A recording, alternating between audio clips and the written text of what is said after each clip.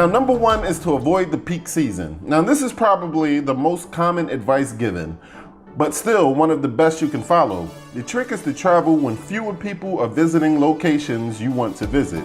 Hotel rates and expenses soar during the peak season. Not only will you enjoy fewer crowds, but prices tend to drop dramatically during the shoulder and off season.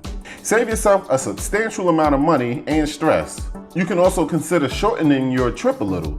The focus on the quality more than the quantity of the experience. Think about sidestepping tourist meccas as well. For short trips, try to avoid going on weekends or during popular holidays. Number two is go where you can stretch your dollars. Pick countries where you could get more out of your home currency to significantly lower the average daily spending.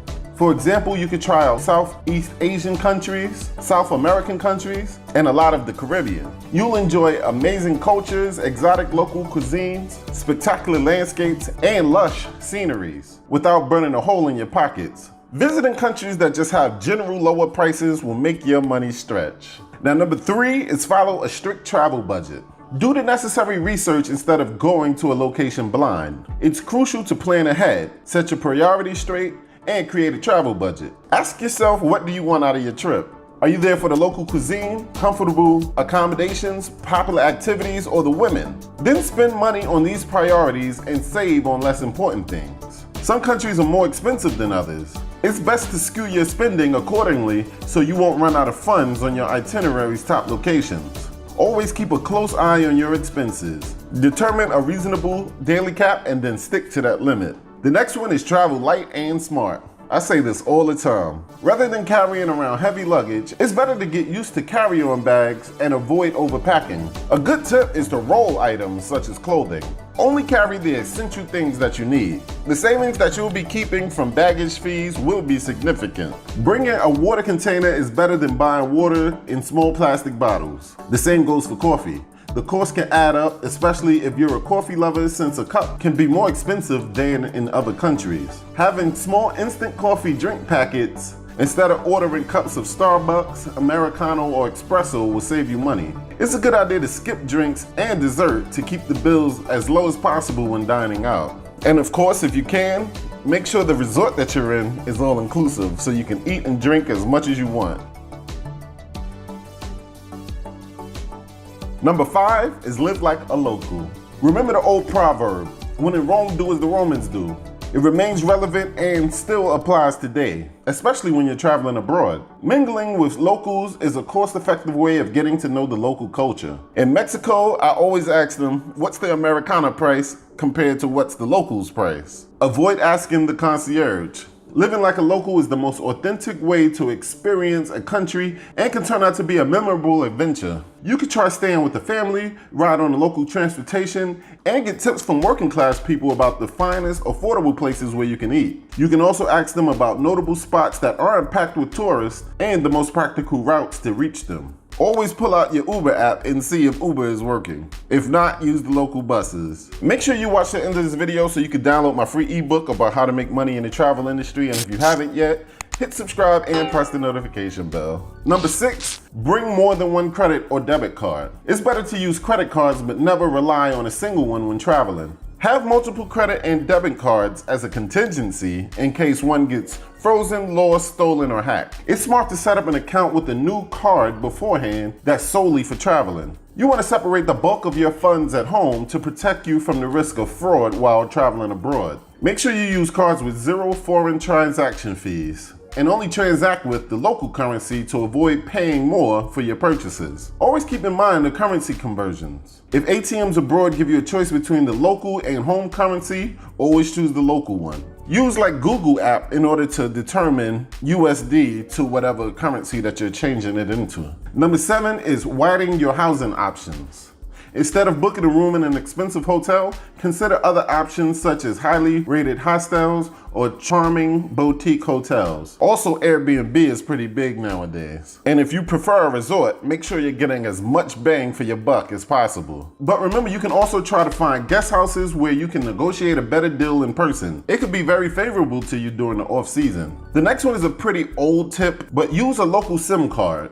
Typically, you can buy a local SIM card at the airport and it would only set you back about $15. For example, a Vodafone SIM while in Spain will give you about 15 gigabytes for a month. You can also save on free video calls by using Facebook Messenger, WhatsApp, and an affordable Skype phone plan. I usually use WhatsApp because it usually works everywhere. You don't want to rack up hundreds of dollars on charges for your American phone calls for roaming calls. I mentioned this a little bit earlier, but number 9 is use ride-sharing apps instead of taxis. Riding the local taxis is one of the top ways of getting scammed, especially if you're a tourist unfamiliar with the place. Usually it's more expensive to go around in a cab than ride sharing. If it's too far of a walk, think twice before hailing a cab. Have at least one of the popular rideshare apps such as Uber, Cabify, or Lyft installed in your smartphone instead. And if you're really daring, like sometimes I am, take the local transportation. It's not as scary as a lot of people make it out to be. And number 10 is go incognito online and clear your cache. Sadly, companies have a way of taking advantage of you on the internet, and those in travel industries are no exceptions. Even Google collects data and tracks your online habits. If you want to get the best deals and the most savings, get rid of your online history and cookies before booking a flight or reservations. By clearing your cache, you could look like a first-time traveler, prompting them to offer you lower prices. Take advantage of your browser's incognito or privacy mode, and then go to www.passportkings.com. In some countries cost less than others. And that, my friends, is the 10 ways to save money on your next vacation. Now, if you're interested in having your own travel business, either full-time or part-time, just check out the description for upcoming webinars to get you started. Now, did I miss out on any tips on how to save money on your next vacation? If you got some information, feel free to comment it down below. I'll be happy to read it and respond to your questions. Make sure that no one's getting more money than you are willing to give them.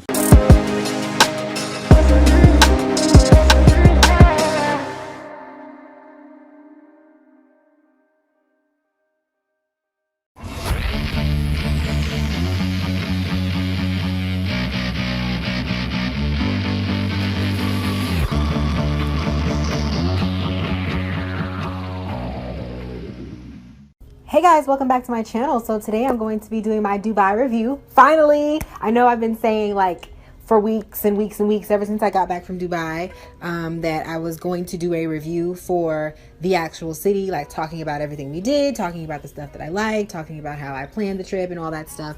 People wanted to know a lot of detail about it. I've uploaded 3 vlogs from the Dubai trip. If you haven't seen them, make sure you're subscribed to Life with the Logans channel. There's 2 more left. I'm not necessarily going to be talking about saving money for trips because I have a blog post that you guys can check out if you wanted to know more about how to save money. It's victoriouslogan.com.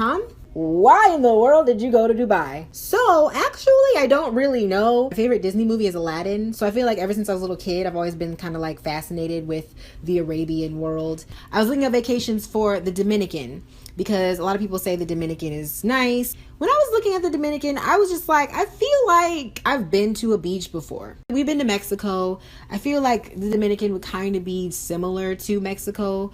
And so I was just like, I want to do something really different. When I was little, I went to the UK and I was young, so I don't really remember. So I really wanted to go somewhere like in Asia or something, like somewhere really, really far and do something really different. My friend was telling me about Dubai, so I was like, let me look up Dubai and just see what it is. Google knows your life. So if you Google something, it's gonna pop up at least 10 times before you're done thinking about it. I looked it up one day, didn't really think much of it.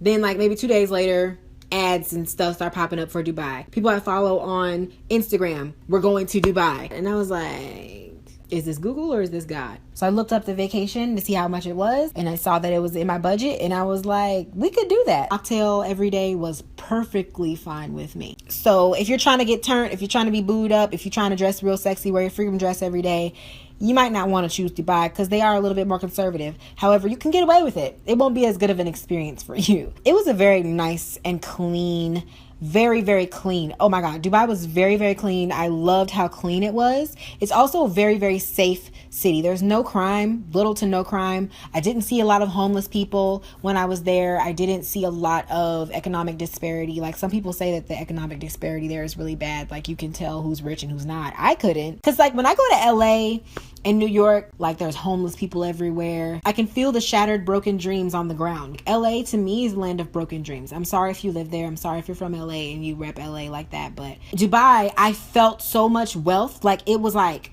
it made me want to come back and hustle. Like, it made me want to get some money. Like, it made me want to be better in life. You know what I mean? Like, I also liked how religious people are there. There were like prayer rooms in every building. They were very big on prayer. So you could definitely see people on the side of the road praying at certain times during the day. In the malls, they do shut the music off at certain times and pray. It was overall a really interesting and eye-opening experience. I really enjoyed the difference in culture. As far as the food goes, I'm a very picky person. I'm very, very picky, but I love international foods. I'm not necessarily a fan of American food. Like, I don't pig out on American food, like hot dogs and burgers and stuff. I love pizza, but that's about it. And Dubai is not specific to one type of food. They have different kinds of foods and cuisine everywhere. They literally have everything. Like, they have KFC. They have Church's Chicken over there. It's called Texas Chicken, but it is Church's. It's the same logo. But they have Cheesecake Factory. They have California Pizza Kitchen, Red Lobster. They have everything. We had Indian food, Lebanese, Thai. Yeah, we ate a lot of shawarma and hummus. I definitely feel like it's a place that if you go there, get cultured. Don't just eat what you know. Eat new stuff. Try new stuff. Nothing made us sick. I feel like the quality of the food there is much better than quality of food in America, obviously, because our food is full of GMO and processed stuff. Everything there was pretty fresh and it was really good. I didn't end up getting sick or anything. So I definitely can appreciate that. And it was very healthy. Everything I ate was very healthy, I feel like, because nothing made me feel heavy. Even when I was full, I didn't feel heavy. And because we did so much walking and exploring, we really weren't weighed down all the time. Pretty much everything is gluten-free. So you really can't go wrong. So what is there to do in Dubai? Dubai is awesome. It's like there's so much stuff to do that you are never going to get bored. I would suggest booking a week in advance everything that you're going to do. So make sure like you go on Groupon or something to get the best deals. You just want to make sure that you like give yourself enough time to do everything, because you're going to run out of time if you don't. Prices may be more expensive booking the day of or booking at the hotel. So like I said, Groupon. The world's tallest building, malls that are freaking gigantic. They have the biggest malls in the world. The mall had indoor skiing, an indoor aquarium, an underwater zoo. They had like ice skating. Every store that you can think of. Pretty much anything that you wanted to do was at the mall. And if you didn't get enough at the mall, there's always the Dubai Marina. They had a fountain outside that had a water show every like hour, I think, or every 30 minutes. And you could just stand there and watch that for hours. Like, it was just beautiful. The architecture and the lighting in every building was amazing. So you're definitely going to want to take a lot of pictures if you go. Did the Miracle Garden tour, where it's like a huge garden full of flowers, and we took a lot of pictures, beautiful scenery. You can stroll with your boo. I would suggest do the souk markets. I heard the souk markets are awesome. I didn't get to go to the souk markets because we ran out of time. But there's like a gold market and a spice market. You can go to the desert, do a desert safari. The desert safari was super, super fun. We got to ride a camel. Cameron did an ATV. Off-roading. We rode in the cars on the way there, and they like had like a sand dune experience. That was cool. We got to watch a show, and you have a buffet, and the food was really good. The dinner cruise was cool. The food wasn't that great on the dinner cruise, and it was kind of cold. In my experience, I already done a dinner cruise in Cancun, so I knew what to expect. So it wasn't really that exciting. It was fun, don't get me wrong, but it wasn't really anything that I was super excited about. The Grand Mosque, the Sheikh Zayed Grand Mosque, was the most amazing thing I've ever seen in my life. It was so stunning. Everything about it was beautiful. It was well worth the trip to Abu Dhabi. That was the most amazing thing I had ever seen in my life. I just wasn't fond of the tour. So here's how I feel about tours. I feel like if you're going to go on a tour of something, you should definitely like do that the first day that you get there, because you're going to want to like go back to some of the places that you go to on the tour and explore them on your own. They give you like 20-30 minutes at each place that you visit. You don't really have a lot of time to explore. And because stuff in Dubai is so big and luxurious, you're not going to go to one mall and stay for 20 minutes and see everything you want to see. Because we did a tour of Abu Dhabi. We went to the Grand Mosque. We saw some palaces. We went to some heritage village. And then we went to Ferrari World, but it really was just the mall that had Ferrari World in it, and we didn't actually get to go in Ferrari World. So we were kind of upset about that because it said on the tour Ferrari World, and we thought we were going to get to go in and like ride rides and stuff, but we couldn't. I feel like it was such a tease to do the tour, and we should have done it on our own. But it was still really nice and still really cool to do. I just wish we would have done it earlier so that we would have more time to do more stuff that we saw that we wanted to do. Now, as far as transportation goes, there is the metro, and you can rent a car. However, I wouldn't recommend renting a car because they drive really crazy over there.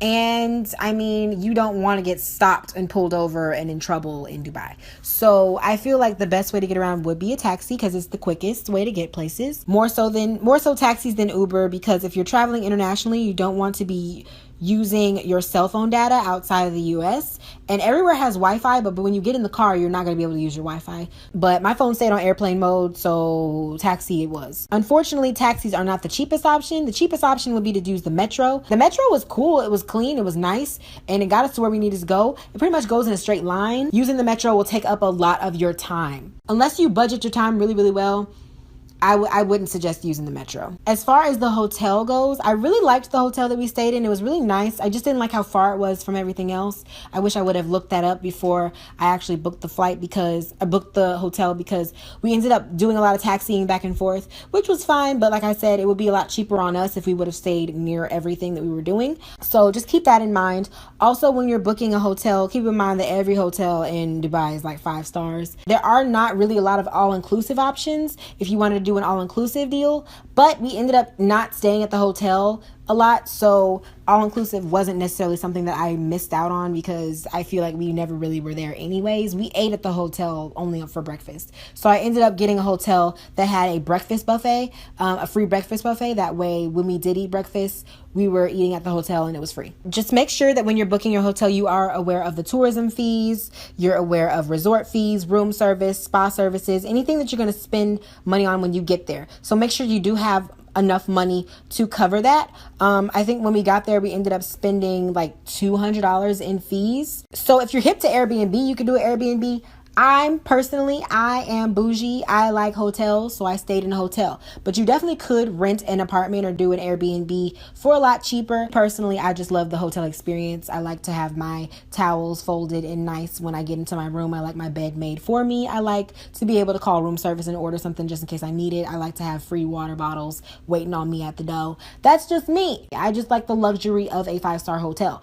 But if you are cool with washing your own dishes and making your own bed, get you an Airbnb, girl. I just prefer not to wash dishes on vacation. I feel like you do need to get some cash when you get there. Do a currency exchange, get some cash. The taxis take cash, and there's a lot of stuff, little things here and there that you might want to buy with cash. So just make sure you do frequently get some cash from the currency exchanges, just to make sure that you have some on hand. We got about 600 dirhams, which is about $200 in cash to start off with. And that ended up being enough to do a lot of stuff. You will need shopping money, so go ahead and get shopping money ready too. It's the best shopping on earth, and it's tax-free. We flew Emirates, which was really, really nice. We did ride coach, so I feel like our seating experience wasn't any better than any other flight that I've been on. The seats weren't comfortable, obviously, because it's a coach seat, so it wasn't comfortable. I would recommend, if you are really, really bougie and you want to get that experience, do business economy, because they have the pods. And you have a lot more leg room, and you can lay down and stuff. So it's a little bit more comfortable for you. However, we flew regular economy. So we were on a regular economy budget. But the food was good. There was complimentary drinks, complimentary everything. I did have a little bit of some wine so I could go to sleep. And I slept the whole way. It was a 13-hour flight. I don't really remember much of it. It went by really quick for me. There were free movies, free entertainment, so I really didn't feel like I was bored. And I especially like that it was a straight through flight. I do not do stops. I hate stops. Straight through or die. If you have flying anxiety, though, don't do too much with the wine, because you will have a bridesmaid's experience. I did have a bridesmaid's experience. There's a woman on the wings. She's churning butter. That actually happened to me. So go to sleep. Go to sleep. Don't wake up and don't look out the window. The trip was amazing. It was great. I didn't have any issues with anything. I did not have any bad experiences with anything.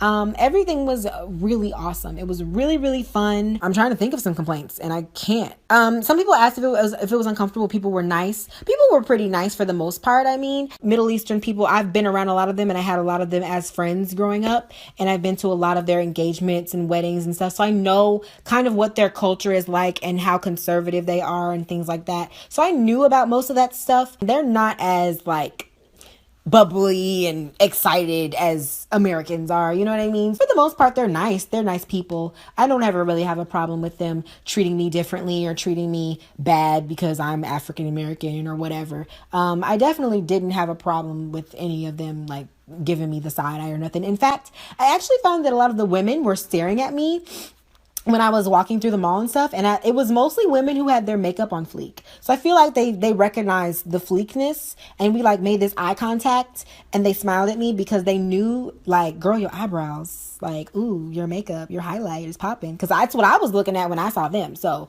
I feel like we had that connection. If you guys have any questions about Dubai, if you have any questions about anything that I talked about in the video, make sure you leave a comment down below and I will answer it for you. Like I said, make sure to check out the blog post on how to save money and how to budget a trip. I will give a little bit more in-depth insight on that. If you want to see pictures, video footage, make sure to check out the vlog, make sure to check out my Instagram, and my website will have pictures of Dubai as well that I did not post on Instagram, so make sure to check that out. Please give it a thumbs up if you want to see more travel videos and reviews and things like that. I will do more like it. And that's it. I'll talk to you guys soon.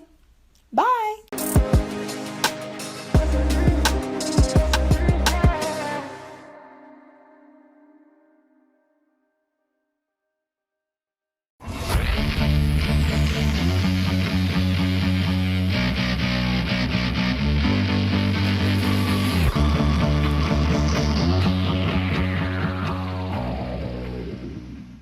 Hopefully you guys enjoyed traveling with me today, and that you guys learn a thing or two. As you can see, these few tips work for me, so I can guarantee that if you follow them, you'll have a smooth trip as well. Not only that, but you'll be worry free, and also you'll be able to enjoy your trip all the way through.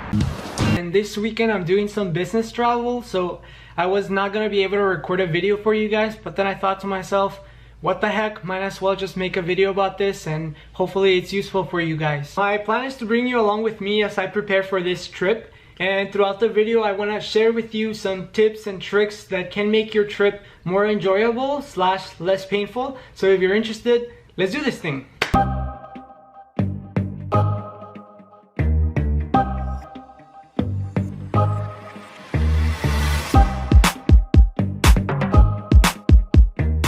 The very first thing I do whenever I know that I will be doing some business travel is to figure out how many days I will be staying at the location that I'm assigned.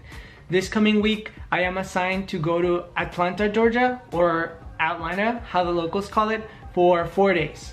This gives me more or less an idea of how much do I need to pack. Quick parentheses, I am one of those people that doesn't like to pack just to pack. I like to pack exactly what I know I will be using, so that I'm not just carrying stuff around with me throughout the trip. I then go ahead and start a Word doc on Google Drive and start listing all the different things that I need to take and assign them to a specific bag. For these kinds of trips, I only take a big bag, which I can check in, and then I take my backpack where I can put all of my technology, most important stuff. This way, I know where all of my things are, and I make sure that I'm not forgetting anything. I do this because I've been in that boat where I forget something, and it's definitely not a fun experience. This one time I forgot my eye drops. My eyes are not in the best shape possible, so they get red easily. As soon as I got to the hotel, I checked my bag and there was nothing. Never again. Ugh. So 4 days. How much do I need to pack? I first like to think about the clothes that I will be using while traveling. It has to be something comfortable as well as warm, as I will be spending a lot of hours of my day on my way there, and also because planes tend to get cold. This time I decided to simply take my shirt, a pair of jeans, my jacket, and my shoes. Now it's time to think about the clothes that I will be wearing throughout the week.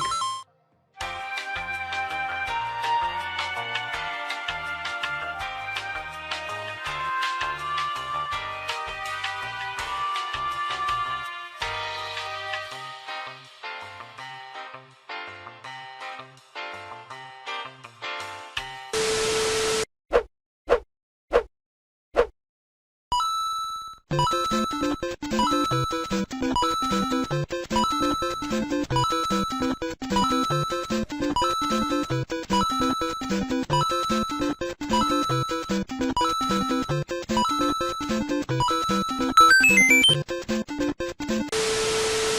we already covered the things that you need to be packing.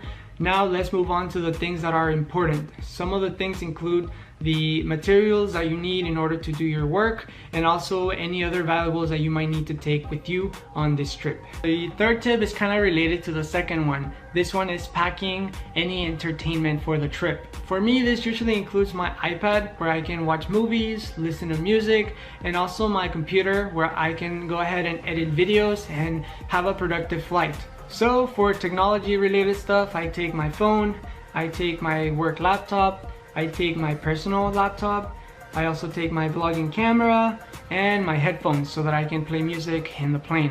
Oh, and don't forget the charger for all of these different things. Another very important thing that you must not forget is important documents like your IDs, your credit cards, or anything like that. Alright you guys, now we have all the things that we need in order to look presentable throughout the week. We also have the things that are important, the things that we need in order to take to the training or to do our job. And also we have the things that will make our trip more fun and more entertaining. Alright you guys, now it's time to pack all of this.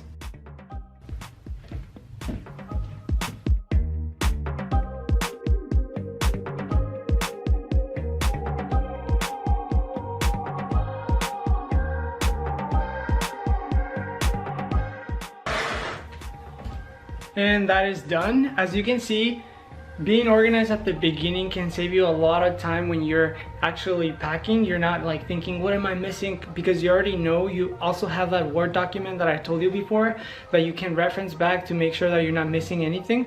But as you can see, we're done. And this is all I'm taking tomorrow. This is gonna be my carry-on. Right here, my backpack. And then I have this one that I can check in, and I don't have to worry about it until I'm over there in Atlanta. And over here we have my clothes for tomorrow. This is what I'll be taking tomorrow. My shoes, my pants, my shirt, my sweater. It's not that much. And it was packed like that. Just to recap real quick, we already have the things that we need in order to look presentable throughout the training. We also have the important things that we need in order to do our work. And we also have all the things that we need in order to be entertained throughout our trip. So now we can go ahead and talk about the fourth tip, which is taking care of your wellness. So when I say taking care of your wellness, this might sound a bit obvious, but I mention it because it's really easy to forget about it when you're in a stressful situation such as traveling to another place. You're taking care of that, you have all the things that you need and other things. So it might not be your focus to think about yourself and your wellness.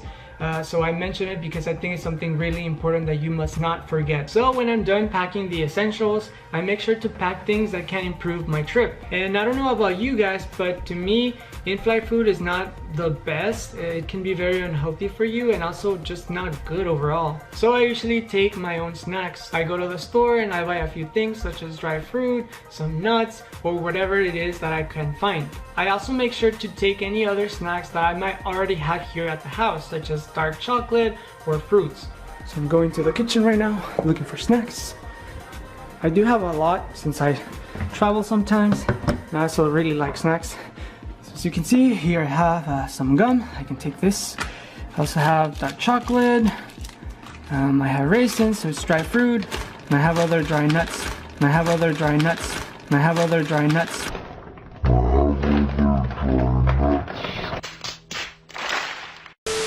Which I can take too. I'm also gonna take this apple right here. Let's go to the room.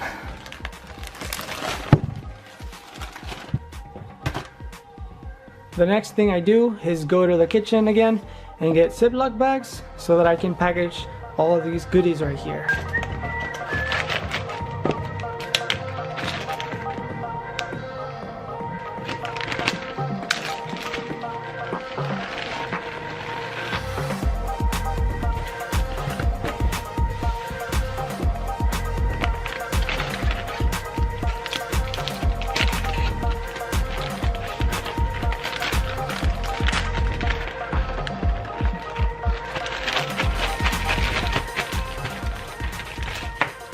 So after buying a few things and getting the stuff that I already have, we were able to combine it and make our own snacks. It's that easy. So there you go guys, making your own snacks is super easy, so you shouldn't have any excuses. I do this every time that I travel so that I make sure that I'm eating good things and not just eating trash that the airline is giving me. So we already have snacks that can make our trip a little healthier, but we're missing something. A water bottle, which right now I just took out of the freezer. I forgot. I tend to be a forgetful person, but that's why I do these things, to try not to forget things like I did with this thing right here. Taking a water bottle with you can also be very convenient, as there's many places where you can fill it up. For example, in the airport, you can fill it up in one of those stations like really close to the bathroom. In the plane, they can fill it up for you at any time, and you don't have to be waiting for those complimentary drinks or whatever, or drinking from like tiny cups.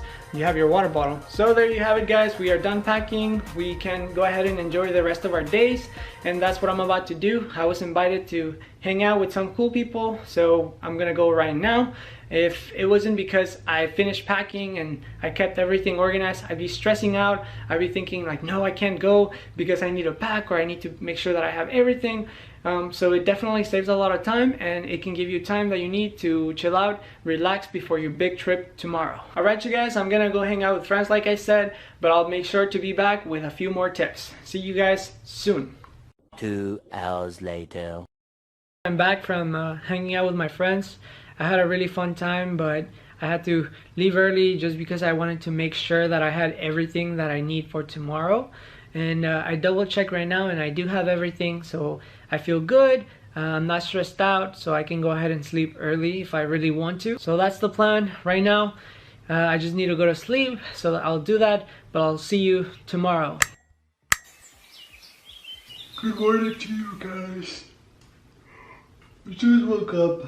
I'm honestly not feeling that great. I don't know if it's because I ate super late or just because I'm not used to getting up this early, but I feel tired. I probably can't see that, but hopefully after this shower and a coffee, I feel a little better. I'll see you in a bit.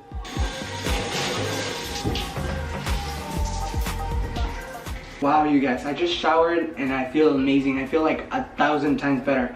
I'm starting to feel more of myself, if that makes any sense. Yeah, anyways, I'm gonna brush my teeth and then go get some coffee. I was so excited to drink coffee, but someone broke the French press.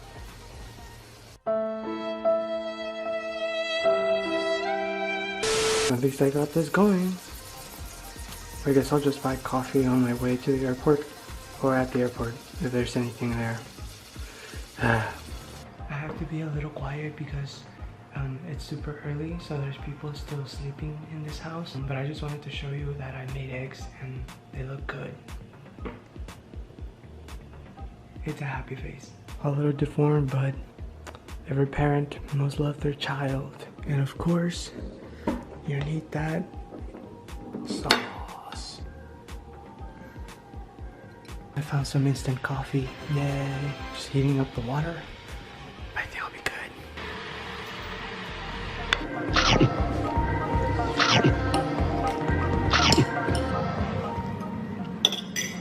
That was really good.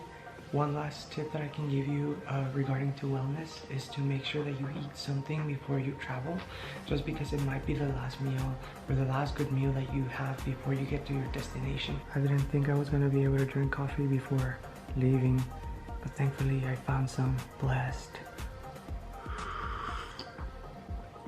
I feel really good right now. I'm on time, which is one of my last pieces of advice for you guys. Timeliness. That's the reason I woke up early, to prepare, to make sure I'm not missing anything, and so that I can get to the airport on time. So that's something that is very important. So all I have to do right now is go ahead and call my Uber and take my stuff outside. That's another tip that I can give you whenever you need to be somewhere on time. Take Uber or have a friend drive you there. But don't ever take the public transportation, because you don't know what might happen. Any delays can get you there super late. My Uber is here. How are you doing today?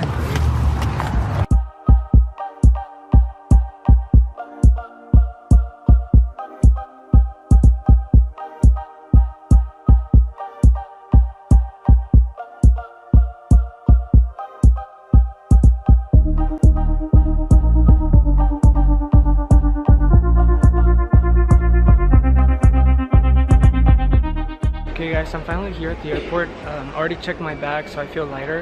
And I also went through security, which is never fun, but I'm glad I came here early so that I could avoid all the wave of people that usually come and make it 10 times harder. So that's the last tip that I'm gonna give you guys to get early to the airport, just because here you can do anything that you could do at home, such as watch a movie or watch YouTube or whatever it might be. You could do it here more relaxed instead of doing it at the house and then coming here and being all stressed out. So I recommend that. That's what I'm about to do right now.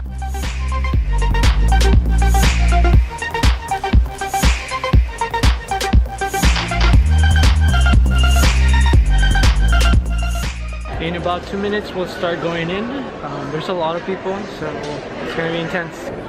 Look at all those chickens. Look at all those chickens. I can't blame them though, because I'm ready to go as well. Already have my stuff here, and I can't wait to go to Atlanta.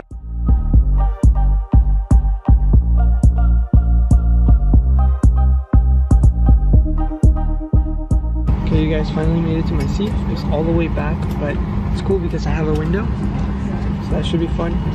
We'll be leaving San Francisco in a few minutes now.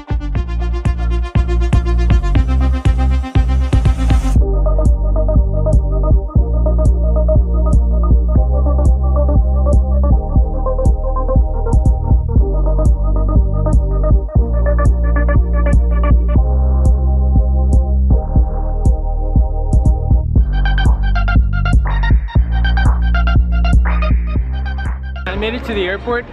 Look at that, it's beautiful.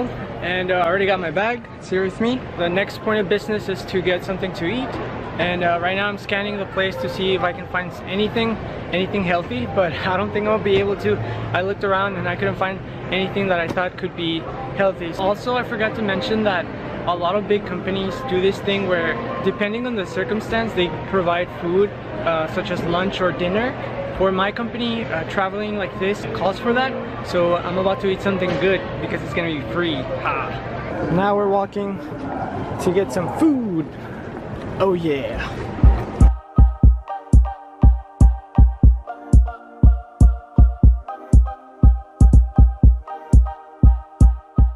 Like I said before, I always recommend taking Uber, and especially if you get to a city that you don't really know.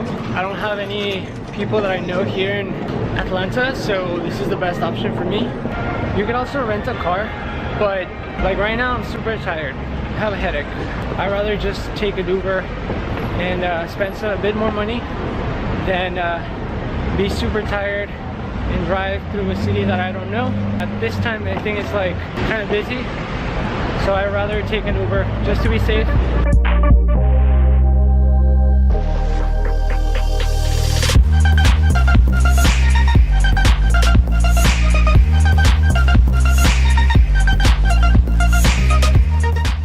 Hey there everyone, we made it to the hotel.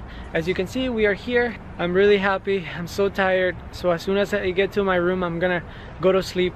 I deserve it, I think. Anyways, hopefully you guys enjoyed traveling with me today, and that you guys learned a thing or two. As you can see, these few tips work for me, so I can guarantee that if you follow them, you'll have a smooth trip as well. Not only that, but you'll be worry-free, and also you'll be able to enjoy your trip all the way through. If you liked the video, make sure to like, subscribe, and share with a friend that you might think might like it. That really does help a lot. Anyways, you guys, remember to be kind, have an open mind. We'll see you next time.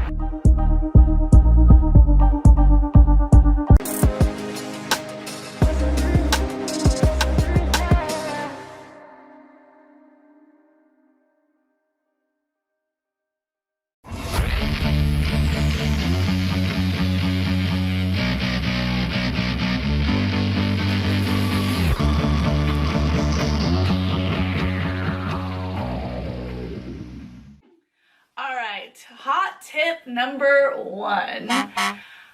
You need to have a visa to travel into Cuba. So the best way to do this is to stop somewhere out of the country along the way. So we were traveling from California and we stopped in Panama before we got to Cuba. And Panama is where we bought our visa. So I say this because if you stop somewhere along the way rather than traveling direct, your visa is going to be a lot cheaper. So we got ours for $20 when we stopped in Panama. But if you fly direct from Miami or wherever else there's direct flights, you are going to have to pay for a visa once you get in Cuba, and it's usually around $100. And we paid $20 for ours because we bought it in a different country. And also check to see if it's included in your flight. Some airlines will include it, some won't. Ours was not. So you have to make sure you buy your visa. If it's not included in the purchase price of your airline ticket, you have to buy it at the last airport you're at before you enter Cuba. Exactly, and we flew Copa Airlines and it was not included. I'm not sure which airlines do include it and do not include it. Tip number 2. Hot tip. So in order to travel to Cuba, you have to have health insurance. It's a short-term health insurance plan just for your vacation or your business or whatever you're doing to go over there. Now, they say it's absolutely mandatory and you have to buy it before you enter Cuba, but they didn't even check to see if we had it. So go to alliancetravelinsurance.com, Alliance with a Z at the end. Instead of a CE, it's a Z, alliancetravelinsurance.com, and buy the cheapest plan you can. We bought 2 for $50, $25 each, I believe. And so it's super cheap, and they didn't even check. So, but they say it's mandatory. So They wouldn't even let us get on the plane. We were literally the last ones to board our plane at LAX because they said it was mandatory to get into Cuba, but nobody ever checks for it. So just buy it ahead of time because everyone else seemed to have it, and you don't have to worry about it once you get there. check to see if it's included in your airfare as well, because some of them are. Alright, hot tip number 3, screenshot all your important documents, stuff that you looked up before you went to Cuba, before you actually get there, because once you get there, internet is super hard to find, which we'll be talking about in a little bit. But for example, if you have Airbnbs, reservations, make sure you screenshot those before you get there. Your travel insurance that we just mentioned, make sure you screenshot it before you get there.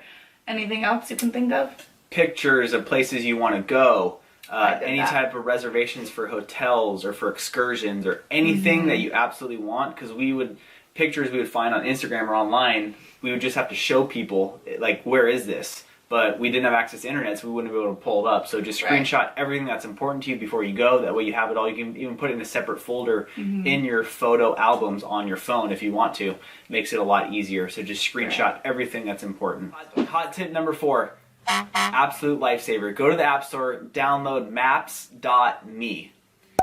It's an absolute must. We both used it every minute of every day that we were in Cuba. And what you do is you're going to go to Maps.me, you're going to download the entire country. It's a map of the entire country, and it downloads it onto your phone is where it's saved. So you don't need internet access to now access the map. And it'll show you everything from restaurants to places to go. It'll even route maps for you to see how to get places and directions and hotels and monuments, and everything you need is on Maps.me. The other cool thing is that you can leave a review or you can see other people's reviews. So some things don't have a review, but then others will say, oh, 8.6 or 9.3 or whatever. So you can actually see comments that other people have left about places you're interested in going. So it's exactly like your maps on your iPhone, but you can use it there with no internet whatsoever. So definitely saved us.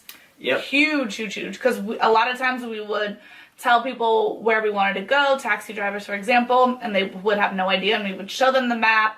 This is exactly where we want to go. We would have it routed out and everything, and then they would know where to take us. Another important thing to download is a Spanish dictionary. So people actually spoke a lot more English than we thought they would there. We thought they would speak basically none. But it's important to have this just for like the small words that you don't remember, and just to help to try to kind of form sentences. You can't actually translate whole phrases or sentences when you're offline, but it will break it apart word by word because it's already saved in the dictionary. So you can kind of still put it together just by looking up words and whatnot. So that was a huge help, because a lot of times we would, want to communicate with people, but we would forget things like how to say waterfall, for example. We wanted to go to a waterfall in Sodoa, and we looked up how to say it, which was what, El Cascade or La Cascada. Yeah, and also directions to give a driver too. like here, there, left, next to, all that kind of stuff. Right. All right, hot tip number 5. Before you go, make sure you convert your money. This is if you live in the US. It is different, obviously, for people from Europe or Canada because they have different currency. Make sure if you are an American, you convert your currency either to Euro or to Canadian before you get there. We did it to Canadian just because we did all the conversion rates, and we thought that that was the best conversion rate, going from US to Canadian to CUP, which is what they call it there. You don't want to keep your money in actual US dollars because they do charge, I think it was like a 10% fee or something to change your money once you get there. So definitely make sure you have it in either Euro or Canadian ahead of time before you get there. And then as soon as you get off the plane, in the airport, there are little kiosks that you can go to, and then you can convert your money right there, no problem. I don't even think there was a fee, and we got our money with no problems. And if you need to, in town, you can also convert at local banks. Just look it up on maps.me and see if there's a bank around if you get into a pinch like we did. I had to go to a bank to convert some extra money, so that's also an option. Tip number 6. Okay. This is an absolute must, and it's also a lifesaver. This could even be like tip number 1. Yeah, it could be. Okay. Take baby wipes and hand sanitizer with you wherever you go every day of the trip. You can bring baby wipes with you. I encourage to do it on the plane. You're not going to be able to buy any there, so have to take them with you in your luggage, as well as those small sanitizer bottles to use with your hands. Take them everywhere because there is no toilet paper in any of the public restrooms in Cuba. There's rarely any soap, and there's usually not any toilet seats. So it's pretty disgusting, and so carry on all your excursions, everywhere you go, walking, whatever, baby wipes, hand sanitizer. Yes, so we bought the baby wipes ahead of time, just, you know, a normal baby wipe pack, and then obviously those things are really big and we didn't want to take the whole thing with us wherever we went, so I just brought a resealable bag. A Ziploc bag is fine too, and we just put a few in for the day, and then that's what we took with us everywhere we went. And I cannot stress to you how much this saved us, especially me, because with the food that you eat there and the ice and stuff, it can really affect, you know, your insides and cause a lot of bowel movements. So you want to make sure that you have that. And of course, like you said, hand sanitizer. None of the women's restrooms ever had soap. I know he said that the men's did, but mine never did. So hand sanitizer wherever you go. I would also carry Tums with you throughout the entire trip too, just in case you do get upset stomach. It'll come in handy. Yes, definitely. Tums or Pepto-Bismol, whatever helps you. Bring that for your tummy problems. Number 7, we know all of you guys are wondering about it. How is the Wi-Fi there? How do you get service there? Well, we are going to tell you exactly how.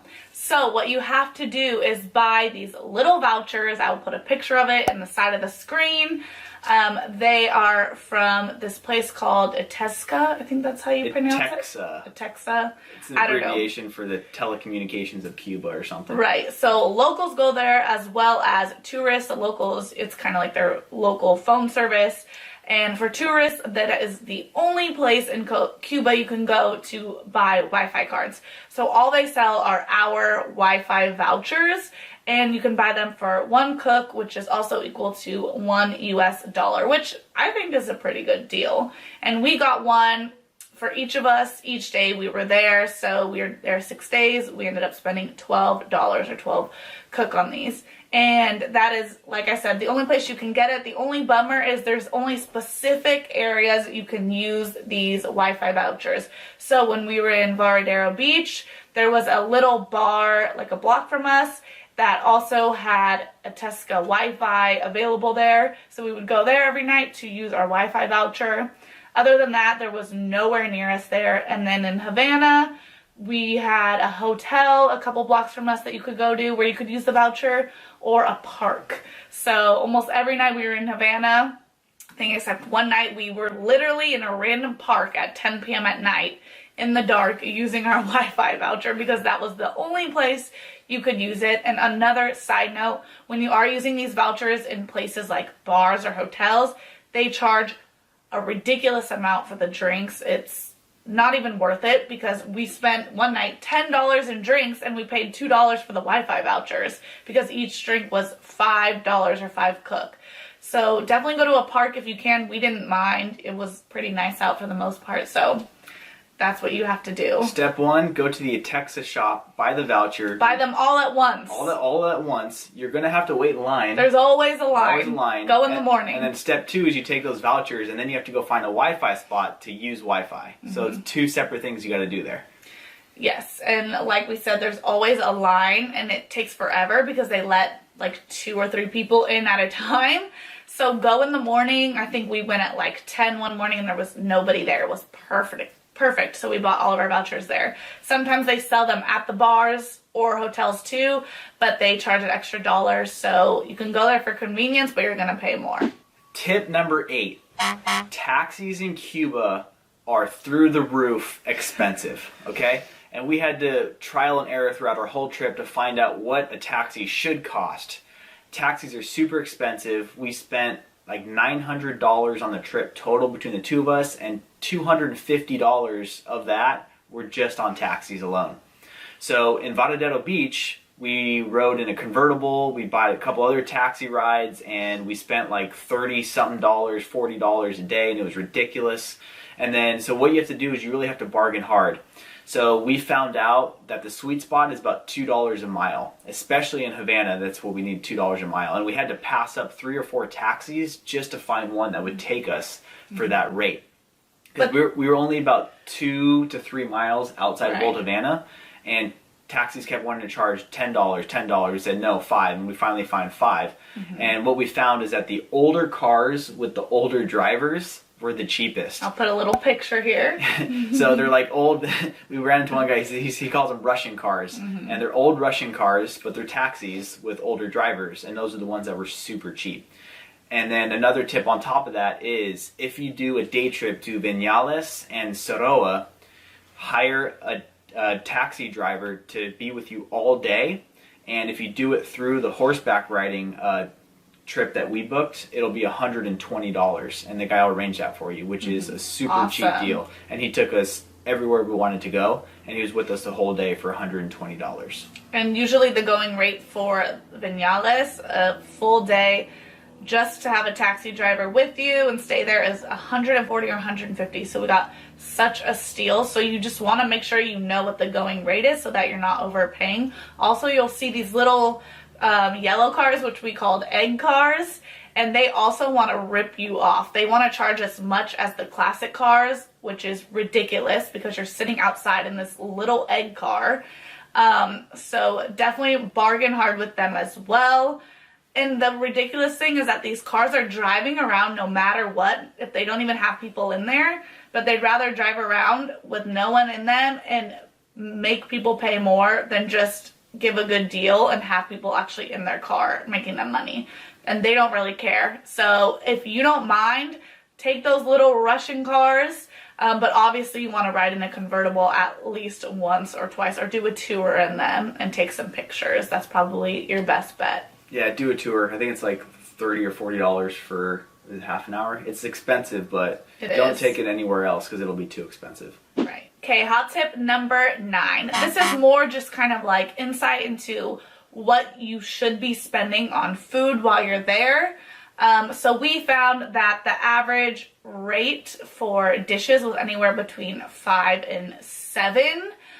7 is on the high end. Some would be anywhere from 7 to 18. We never got those ones on the 18 scale, but that was like lobster and like lobster, shrimp, and chicken all combined.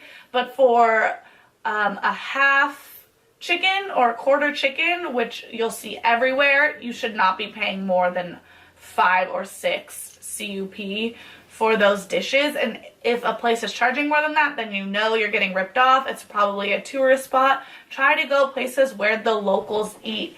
Sometimes they'll even have the dishes in prices of CUP, which is the local rate.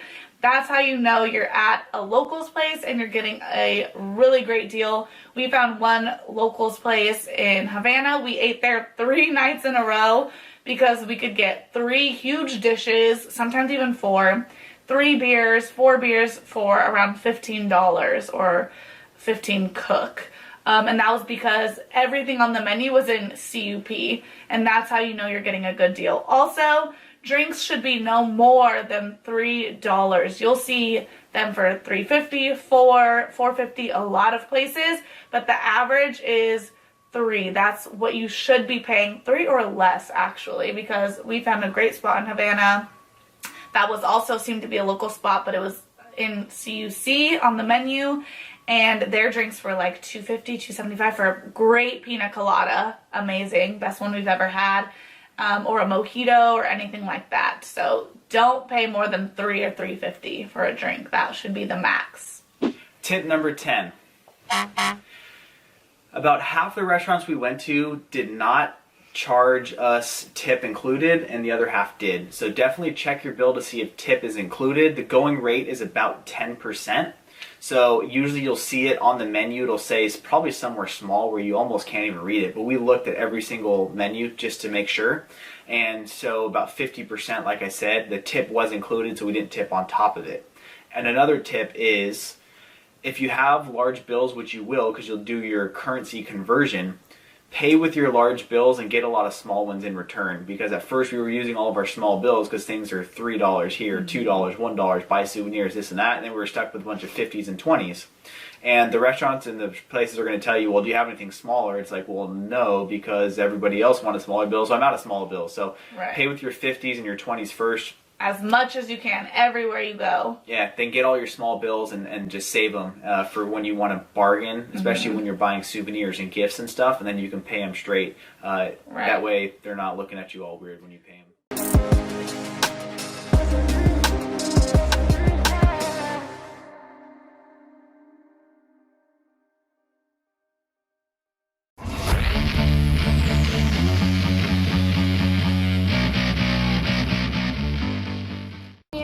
So I'm in the UK right now for the UK tour. It is going on this week. I'll just throw the dates up here just in case you're interested in stopping by. It's going to be me, Nikki, Jasmine Garcia, super excited to see her, haven't seen her for a while, and Lex and Lainey and David Lade and Derbyshire Cruise, so it's going to be Noel, Dan Crane and Ben, and we are all going to be in London, Edinburgh, and Dublin. So I'm super excited. Hope to see you guys out there. Honestly, by far, the meeting you guys is the most motivating thing for me for YouTube. Seeing you guys face to face and seeing that I actually make an impact on like real people is just incredible. So thank you for that. This is really impromptu, by the way, so sorry if it seems awkward. I kind of just wanted to talk about a couple of things. First one being that I apologize because I probably should have done this before my last video because it's really confusing, and I had a lot of comments of people being confused and almost like upset that I kind of uploaded the video later and then it didn't really make sense, so I apologize for that. I just wanted to say that just to like put the rumors to rest or whatever, Jeff and I did break up. This happened a month ago now, so it's been a while. I'm kind of a private person, as you guys know, as it is, so I'm not one to immediately, like, not like there's anything wrong with it or whatever. Each person does what they're comfortable with doing, but I didn't really feel comfortable throwing up a video right away or letting people know right away. It's just kind of a personal thing for me, and all I kind of wanted to say was that we did break up. The apartment tour that I put up was the place that I was living in. I loved it. I was really excited about living there, but when we broke up, I decided that I would not live there anymore, so Jeff is living there, and I'm moving to Toronto after my travels, so it's just been pretty convenient that I've just been traveling this entire time, and as of right now, I don't really have a place, but I'm looking for places in Toronto. Jasmine's gonna help me out because she's been living there, as you guys know, so I'm so excited. Honestly, like Toronto, I've been there twice, and each time it's been like, I'm just so happy when I'm there, and I just love the city, and I always said, like, my whole life I've always said I wanted to live in Toronto, so the fact that it's happening sooner is great for me. But I just want to let you guys know that I'm okay, and that obviously it's been like a kind of roller coaster of a last month and a bit, especially with the traveling, and you guys would have seen on my Instagram post that I've been like had the worst luck with traveling ever. Literally, like, I'd never heard of anyone having worse luck. One of the missed flights was my fault, and the rest was just a snowball of bad luck. It was just bad luck, honestly. But it's all good now, and I'm just kind of like sorting out what I want to do with my life, what makes me happy. My most important thing is to be independent and to be to look after myself and to do what makes me happy. So honestly, I've made a few selfish decisions in the last month, very selfish ones that I'm not used to making. I'm not really great at putting myself first. I've always done things to kind of make other people happy, whether it be my parents or like relationships or whatever. So this is the start for me of something new. I'm just excited for life. I'm so happy. I'm ready to kind of like grow and change as a person, like stay true to myself, of course, but to just really grow, travel, learn about the world and meet new people. With regards to my relationship with Jeff, but I just didn't feel like it was the right thing for me at that time. Sometimes things can look so perfect from the outside, and they can seem perfect, even like while you're in the relationship, they can seem like everything's okay, but in reality there can be things going on that just like compound over time to the point where you don't really notice they're happening, and then at one point you just realize that it isn't really working. So it was fairly mutual. I was the one who kind of initiated this breakup, but it's something that we've talked about in the past, and it could have easily been the other way around. Jeff and I talked about that, so yeah, I just kind of wanted to let you guys know. I thought that at this point in time I felt comfortable sharing it with you, and it's just like the need to be like introverted and shy sometimes and hide a little bit happens. So I hope you guys can forgive me, and I hope this helps you understand a little bit what's going on, and I hope you can just trust me and be happy for me, because I'm kind of just living my life according to my own terms, and that's the most important thing for me. And if I can make things easier on other people, obviously I'll do that. I'm not being totally selfish, but just kind of like I'm trying to put myself first, making life decisions. And so far my family and friends have been insanely supportive of me. Shout out to Emily Duncan, you're the best, I love you. And yeah, so that's kind of it. Yeah, so here's a New York vlog. I know it's late, I know I suck. Like I said, YouTube is going to be my priority now, just putting that out there. So you can expect to see more frequent vlogs, and you can expect to see them sooner after the events have transpired. That is my goal. Please forgive me for being late with them. I'm still kind of getting used to this all. I know I have a lot of subscribers, thank you guys, by the way, but it kind of happened without me adjusting as quickly, if that makes sense, to having that many subscribers and being a YouTuber. So hopefully you guys can forgive me, hopefully you understand, hopefully you trust me and my decisions, and you can be happy for me. That's all I ask for, and I love you guys, so I hope you enjoy the vlog. Bye! Done. Athletic wear, non-athletic wear. Pretty well cleaned out.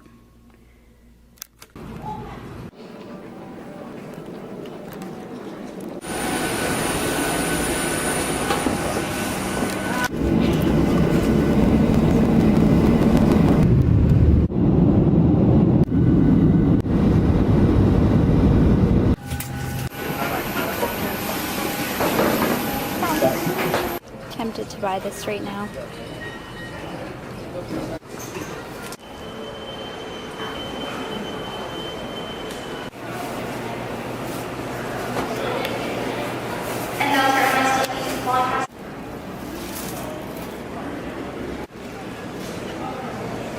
So I have toothpaste and no toothbrush. I wash my face.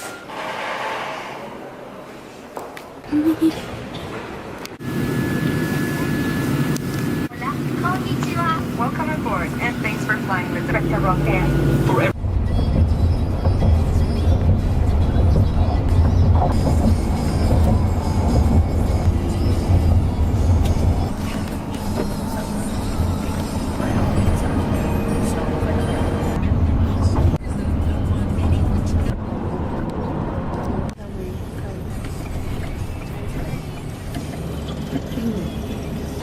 One whole egg white omelet.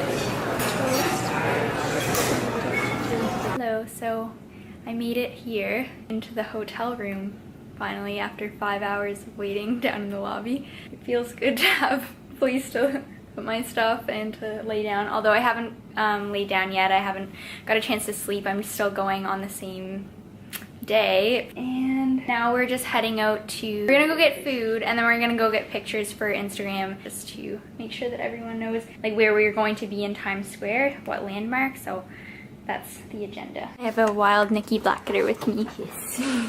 There is Pokemon involved. Yes. I'll buy there. That's 4 weeks.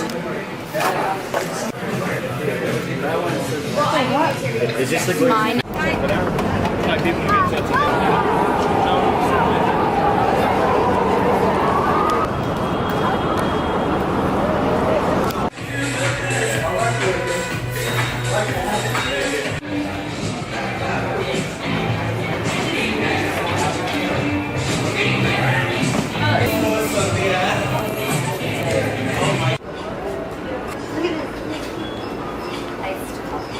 Oh, perfect. It's my life. And also this one.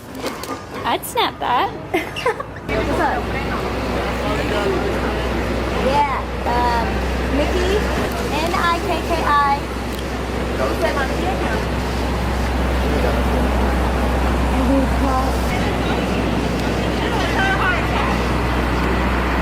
We're near where Casey's office is.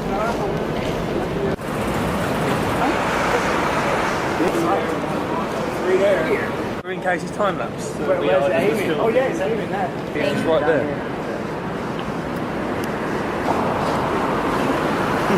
Casey!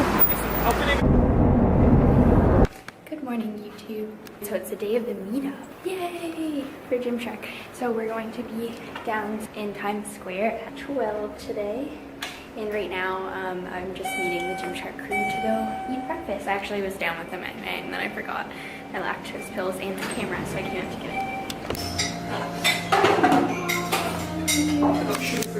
it. Ew, that's a lot of bacon and sausage. This is on your diet. This is what you've told me to eat. I did not tell you to eat that. I did not. just a disclaimer. Bacon is fat and ham My weight's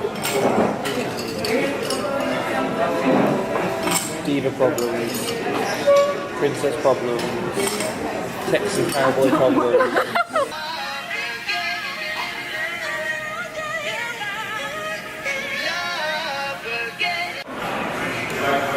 Alright, I successfully got ready.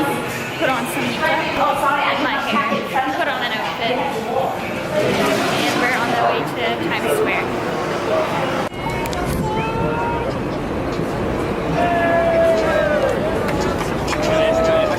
Everybody, thanks so much for coming and supporting Gymshark and the brand and the guys, everything like that. So the meetup is done.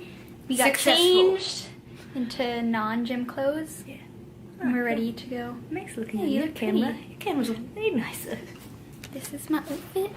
I have on a dress that's from Forever 21, ribbed dress. It was probably like $10. And a choker from Forever 21. This one's brown. And then this jacket is from American Apparel. It's to cover up if I need it. And then I have on Adidas Superstars. This is Nikki. Francesca's. Hmm? This is from Urban Outfitters. Cute little lace bralette. These are from H&M. Ooh, nice. These are red. And just some slip-ons. And the choker. Oh yeah, this is, I stole this from my friend. I don't know where this is from. So we're at the restaurant. We have Nikki, Noel, David, Ben, Quinn, Lex. And this is my food, shrimp salad. This is mango. It looks like mustard when I first saw it. And then I had some bread for carbs. We come to a railway that you can walk on, literally. That's it. Ooh, this is I cool. like history, but this is dull. I like this. Really?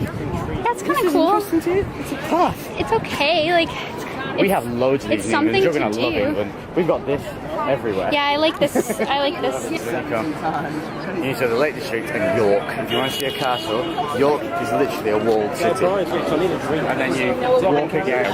I need a drink too. Yeah, really badly. Right, we're all on the same page then. You know what, I need a sugar drink as well. I love sugar. You could literally freak Go try them. Yeah. As soon as he's on you and he gets like here from me, he's like really lean, like he'll look good in my pictures and like big videos. I know, yeah.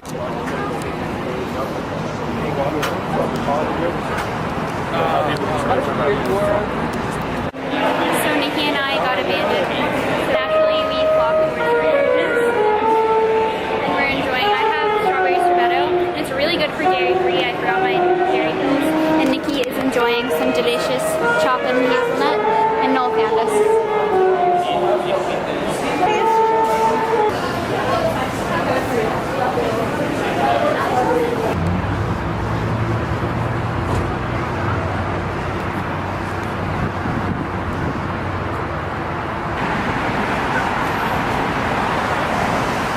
This is absolutely gorgeous.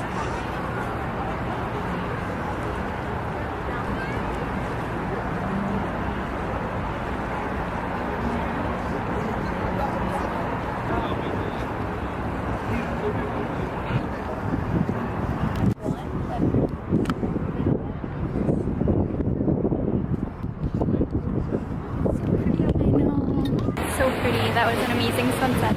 My favorite things, nature, buildings, and beautiful skies.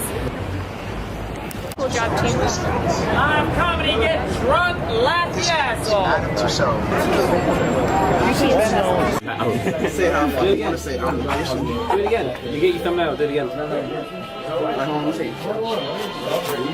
This is fucking set up. You need to do it above the table. Pardon? Informed me that David. Now say stuff like this. Stop. There. Shit.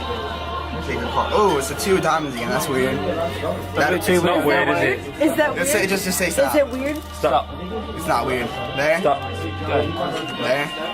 See the 6 of clubs? Yeah. I'll take the 6. Put it roughly there. Take a card out right here. The 6 of diamonds. It's a 6, but not the same 6. Now watch what we're gonna do. Ready? You take it. And you just You've got pop 2 it. cards there. I am the most intelligent person you've ever met. Oh no. Can you not feel my meatballs? Don't test me. Noel is savage. You guys don't Sassy, even there's a difference. know. Noel is not sassy. He's savage. Like the definition of savage. Because that's kind of, because to be fair, That's why I started collecting guns. doing magic tricks is kind of like a radio opera, I suppose.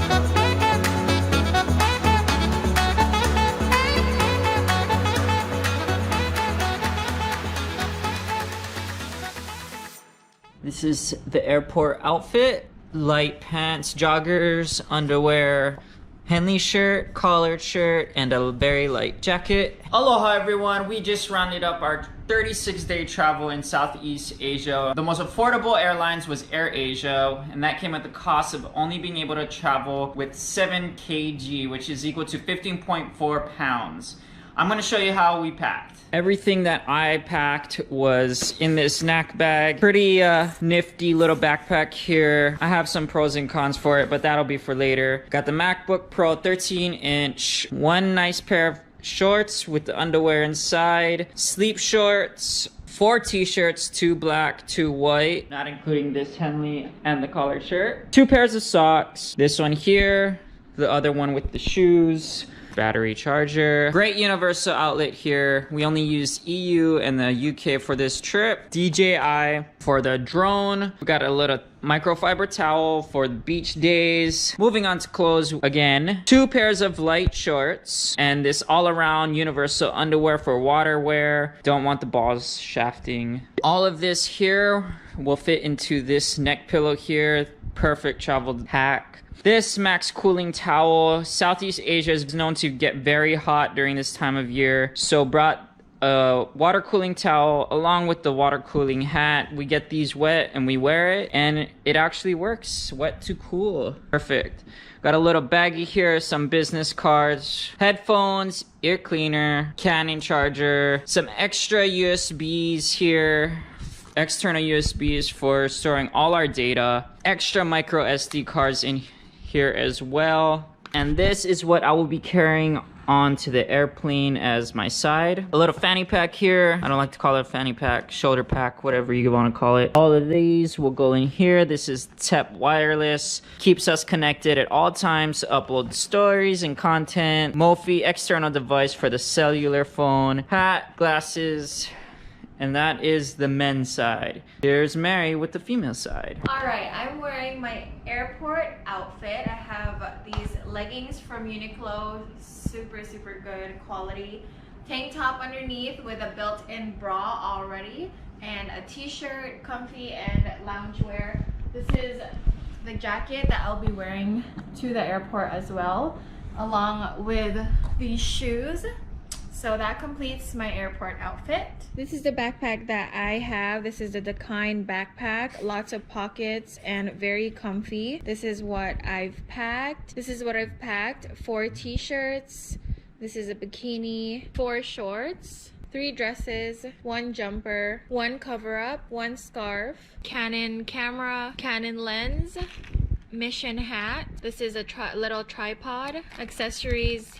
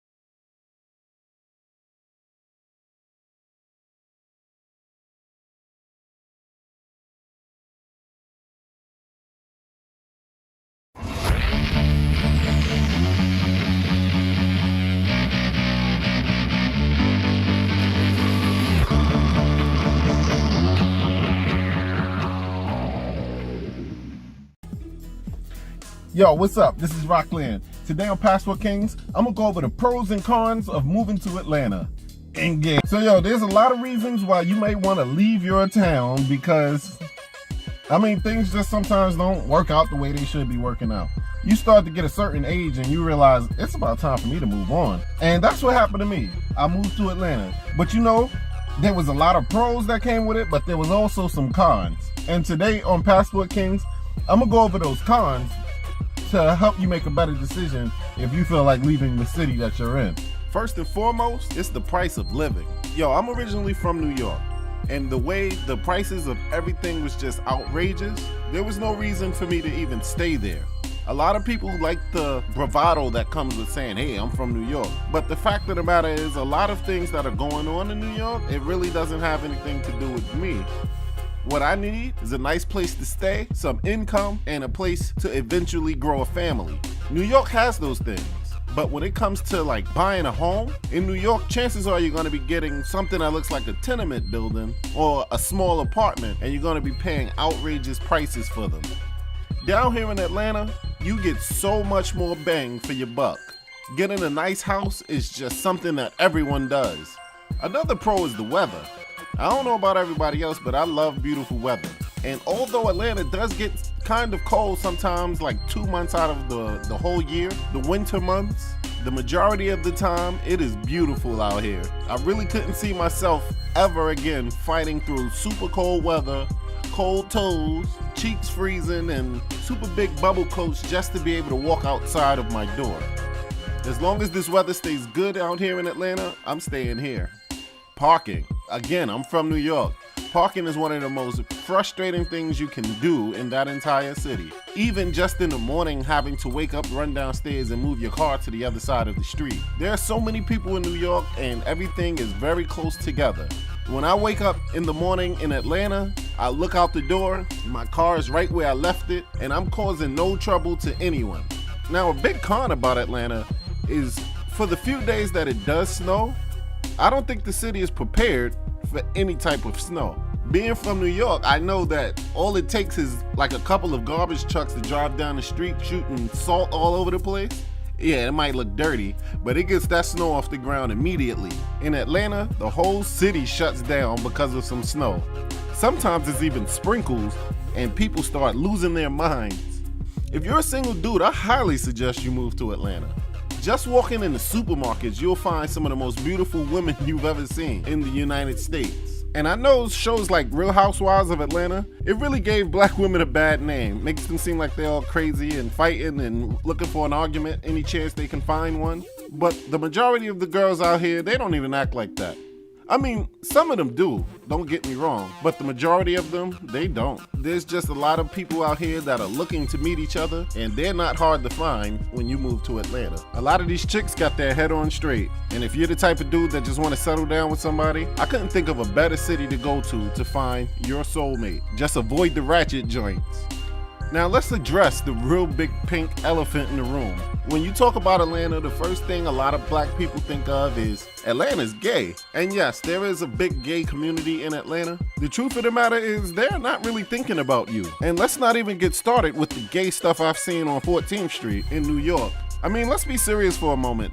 There's not like this big attack squad of gay people that are running around making straight people become gay in Atlanta. If you don't want to be bothered with gay people, just don't go to the places they go. They go to gay clubs and hang out at gay functions. If you weren't gay in the first place, you won't be becoming gay just because you moved here. And they go to Lenox Mall. I don't like any of the stores in Lenox Mall, so I'm not even there often enough to see them. I don't have a problem with gay people, and it seems as if I leave them alone, they don't have a problem with me either. Now, another thing which really isn't a problem in Metro Atlanta, but when you go out to the other counties that surround Atlanta, you're gonna run into Hickville. And in a lot of those places, the police are just like a little too eager to find someone doing something wrong From how I understand it, it seems like the county itself makes the majority of its money off of the criminal justice system. A lot of things that you would probably have is just bad habits when you come from your other city. The last thing you want to do is get caught doing one of those activities in one of those Hicktown America places. They're going to fine you, they're going to give you community service, you're going to be paying for probation for about a year, and they might even throw you in jail too. They're going to give it all to you. They see all the fines that you are about to incur as an excellent way for their county to make a lot of money. But with the invent of Uber and things like that, you shouldn't be drunk driving. And that's pretty much it. Stay out of the police way, and a lot of times they'd stay out of your way. But being black, you know I can't guarantee that. A big pro is you can be a gun owner. If you're from New York like me, buying or even having a gun is like a big no-no. Out here, nobody cares if you have a gun or not. And the main reason for a gun is just to protect your home, protect your family. And I think it keeps a lot of peace. So a lot of times, people are just less likely to go trying something with you because they don't know what you got on you. A big pro is Atlanta is quiet. This fact took a lot of getting used to for me. I was used to the noise of the big city, but after that eerie feeling goes away, you'll realize how much more peaceful you feel when it's time to go to bed and the whole city is just quiet. Yo, a pro that you will never get tired of and will be amazed at is when you have like an appointment in a public services place. Going to places like DMV is heaven sent compared to going to the DMV in New York. Where I'm from, if you wanted to go to the DMV to do anything about your license, you better save an entire day for that process. You may as well pack a lunch. In Atlanta, you go to the DMV, you're out of there in 30 to 45 minutes max. Doing something like a cookout in New York is a complete hassle. Just having a barbecue in the back of your home is something that at this point I just take for granted. It's nothing like being able to say, hey, today I might have a barbecue. You kindly go out in the back, throw some charcoal in your grill and start cooking. There's no big production like reading park signs to see if you're legally there or not, packing grills in the car, going to find a big park somewhere so you can just hang out and have a good time. Atlanta makes that possible for me. The only thing that really wants me to stop having so many cookouts is my weight. One of the cons is not having a lot of public transportation either. I mean, there is public transportation, but as far as things are away from each other and as short of a schedule that a lot of these transportation services have, you're in way better condition if you have your own car. But the whole process of getting your first car or any car is not as much of a hassle as it was when I was in New York. I had a nice car when I was in New York, but the city made that car a hassle one after another, from parking to driving, stopping at a light every 5 seconds. But here in Atlanta, having a car is such a convenience that it's worth the money that you have to pay to get it and maintain it. Atlanta has a very big entrepreneurial spirit. I think the only way that it can be explained is if you are fresh from your city. In the city where I'm from, it was like the whole goal in life was to find a job somewhere, work there for 20 years, maybe 40, then retire, and then you're done. Then you hope that that 401k and the government saved up the money that they claimed they were saving for you all your life. In Atlanta, the rules and regulations are in favor of the entrepreneur. It is almost always encouraged that you find a way to make your own money. No one looks at you like you're crazy when you say, I'm going to start a business, like they do in other cities. Starting a business is pretty easy too. All of the processes are very, very simple to find. The small business associations are practically begging you to start your own business. So I suggest when you're on your way down here, have it in mind what business you're gonna start and watch how simple it is for you to get it started. Another thing, sometimes it just feels good to go into stores and see other black people all over the place. Cashiers, service representatives, even all the customers buying the expensive items are all black. In other places that I've visited and lived, you're almost an outcast going into a lot of the stores. Out here, you feel a sense of welcome when you walk in a store and you see people that look exactly like you. Atlanta is definitely a black city, and the comfort alone makes it worth living here. And yes, you will run into a lot of other races of people, but you never really get the tension that you get in other cities or even other counties in Georgia. Of course, one of the cons is the music, but what's cool is pretty recently, I found a radio station that plays nothing but 90s music. It's called Boom 105. Finding a job is pretty darn simple, if that's what you want to do. Go to a temp agency, they don't give you a hard time about the interview process, work for them for a little while, and the next thing you know, they will be hiring you on full time. It's happened to me a couple of times when I first got here, and I always found the process to be a lot more simple than all of the hoops you have to jump through in other cities just to find a job. To make it ultra easy, know somebody that already works at the job that you want to work at. They usually can get you right into the door with no problem. A real big pro, if you're a dude that loves to travel like I do, is Hartsville International Airport. From that airport, you could go pretty much anywhere in the world non-stop. A lot of times with the places that I love going, you probably will have to stop in Florida or Texas, but at least they're going in the right direction. I don't mind connecting flights, but I really do mind when I go into other directions to catch a connecting flight just to come back over this way. Hartsville International Airport is one of the biggest airports in the world. And if there's a place that you want to travel to, there's an option for you to get there from that airport. When you see people from Atlanta talk on TV, other than the Real Housewives episodes and things like that, a lot of times they have a really strong Atlanta accent. And it makes people look like they're just not that bright. But when you weed through those folks and you find the educated people in Atlanta, those are some of the most educated young black people that I've ever met in my life. They actually know what they're talking about, they know how to articulate themselves, and they're proud of being in Atlanta. Don't let media fool you and make you think that everything is a trap house in Atlanta. It's not. Some of the richest black people are in Atlanta, and some of the most innovative black people are in Atlanta. So, do I think that you should move to Atlanta? I don't know. I guess it depends on you. And it depends on which city you're coming from. If you got your whole life set up in that city, being in a different place won't really make much of a difference. But if you're just tired of the same old, and moving out of the country is not really an option for you, and you just really want to move and don't know where to, I highly suggest Atlanta. All right, so don't sit around your old block and act like you own the place. Unless, of course, you own a lot of real estate on that block. But if you don't, that is not your hood. There's no reason to be extra loyal to some concrete and some buildings that you just happen to have been born in when your mother gave birth to you.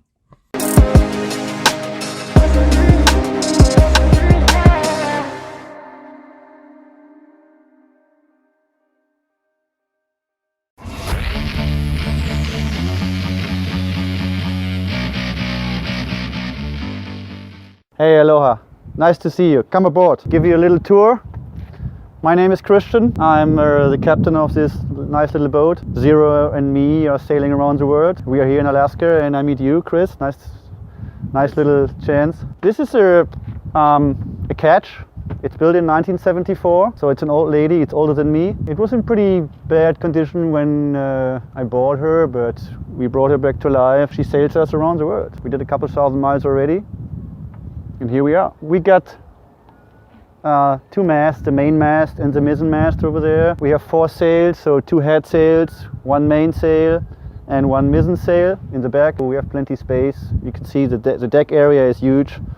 When I put the dinghy down, we can have a nice dancing party here. Oh, look at this, buddy.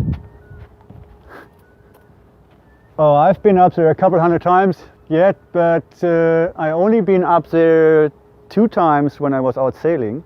When I started sailing from Hawaii to Alaska, the first time my rudder broke, so I had to go back.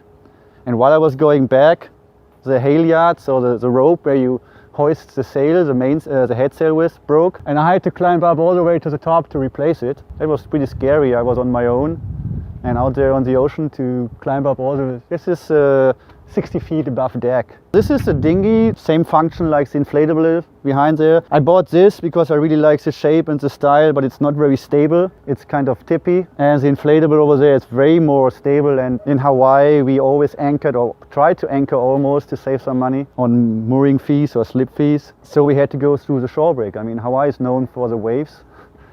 And that means the shore break was kind of tricky, and it helps to have the inflatable. It makes a big difference. We are completely self-contained by solar, and I have the wind generator. We have 3 panels. We have 1 panel over here and 2 on the radar arch behind that wooden board, and they're 220 watts each. so 660 watt solar, and the wind generator is doing 350 watt. And actually I can't present it right now because one of the blades broke, but it's really silent. I mean, you have to listen to it. I have to poke my head out of the companionway to see if it's running or not, and that's rare. Most of the wind generators are making terrible noise.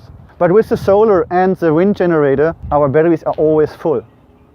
We have 4 big batteries, 480D batteries, makes it 880 amps, and they're always full. And if the sun is not shining during night and we have a big load like the autopilot running, the wind generator covers it. Yeah, here we are in the cockpit. This is pretty much the area we control the boat. We have the helm here, the steering wheel, we have our electronics underneath here with the state-of-the-art chart plotter with all the maps and the charts. We can run the engine. We have an 80 horsepower engine in here, a diesel engine. Pushed us pretty good with 6 knots. In calm conditions, maybe a little more. We have the big SETI here. We can run the sheets for the mizzen mast from here. Sheets for the main sails are here. General is here, and the staysail is over here. So we can trim the sails pretty much from here. It's a safe cockpit. We get a pretty high, solid lifelines. The worst thing which can happen is that somebody goes overboard. In bad condition, it's pretty much exitus. That's it. If it's rough out there and somebody goes overboard, I mean really rough, like a big storm, it's hard to get it back on. So you have to make sure nobody goes overboard, and of course we got life vest and lifelines to attach us to the boat. But a high, solid fence. I built this. This was all wire before, like the ones in front. I built it with solid tubing, and that makes it really, really safe. Really safe feeling here. We carry a couple surfboards. I'm a surfer for a long time. I'm windsurfing, I'm kite surfing, and actually everything which is made with a board I love to do. So we carry this big board over here and have a couple of ones downstairs, and you see in the front the windsurf boards. The main reason why we have a big boat like this for the toys. I like toys. So we have the dinghy, 2 dinghies, and we have a life raft over here in a canister. This is made for 8 persons, and it got some basic equipment inside like fishing gear and a little water package and some food, some basic foods like this military dry food. A little first aid kit is in there, and plenty more I don't know out of my memory. If shit hits the fan and the boat sinks, we throw this overboard. It's self-inflating, and then we go in there and abandon the boat. Hopefully that never happens. Catch a lot of fish, especially on the ocean. Out there is plenty fish. When I was 3 days out of Hawaii, I caught a 30-pound tuna.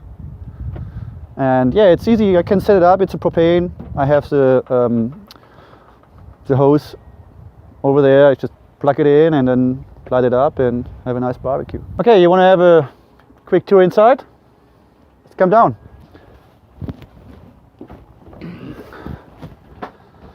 So the design of a boat was a pilot house. This is the pilot house. It's a Hudson Force 50. Hudson is a boatyard. William Garden design, an American-Canadian architect, started building boats in Taiwan. And the Hudson boatyard was in Taiwan, so this is known as a Taiwan Clipper. And what I really like on this boat is the big windows. I mean, you are mostly traveling in an RV, and it's similar. You want to have big windows, and this is what I really like. You can sit here and look outside, and you even, the safety thing, you can just check out if there's something out there without getting out in the cold or in the rain. So this is where we mostly spend our time. Our SETI to eat. We have the nav station over there. We have the galley over here with, a sink and a stove, fridge. Yeah, this is the center of our living here. Yeah, we have a guest cabin over here. Actually, at the moment, it doesn't really look like a guest cabin, but I think I go out of the way. You can have a go around. I'm not prepared for guests. You can see I have all my surf equipment here and the sail covers. I don't put them up when I'm on the ocean, and here there's not so much UV here to to be worried about it. But this is a nice big bed for 2 person.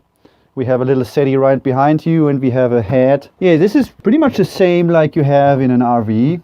This is an electric toilet, sucks out the water from the ocean, so it's salt water driven, and pumps it into the holding tank.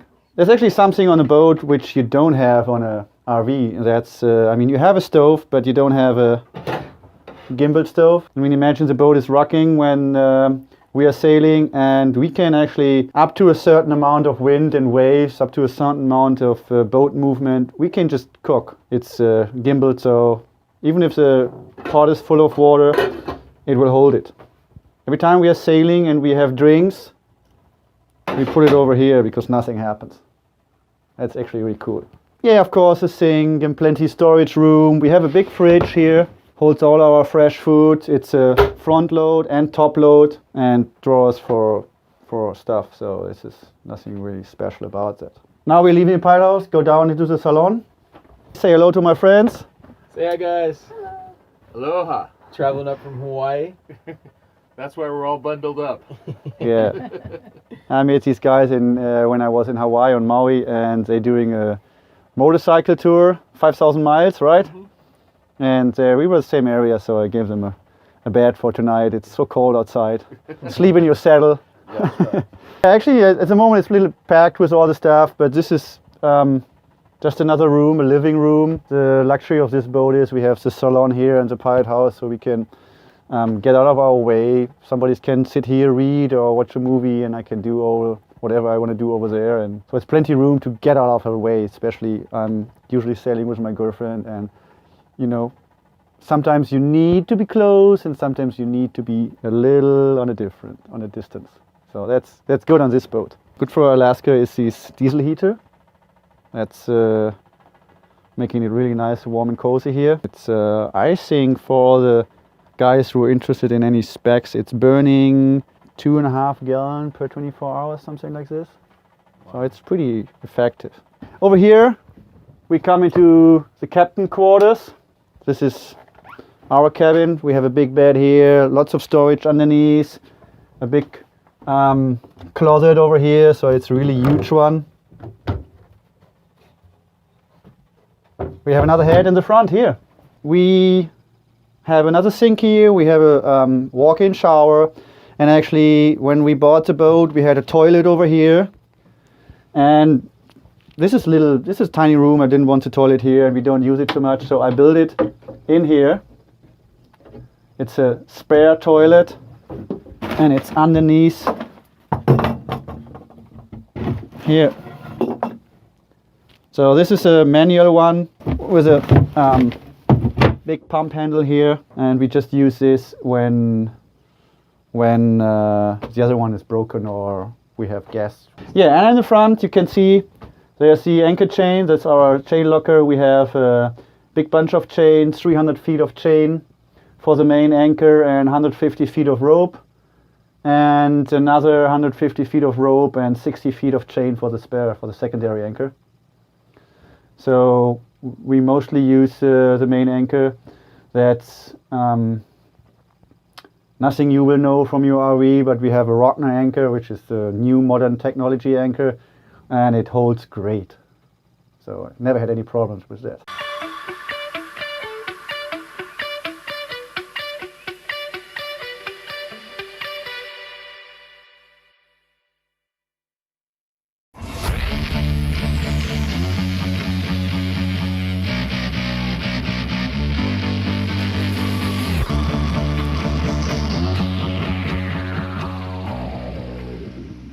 If you're looking for things to do here in Washington, D.C., then you came to the right place. Welcome to our nation's capital. We hope you enjoyed your short flight with us, and we hope everyone has a nice day here in the Washington, D.C. area.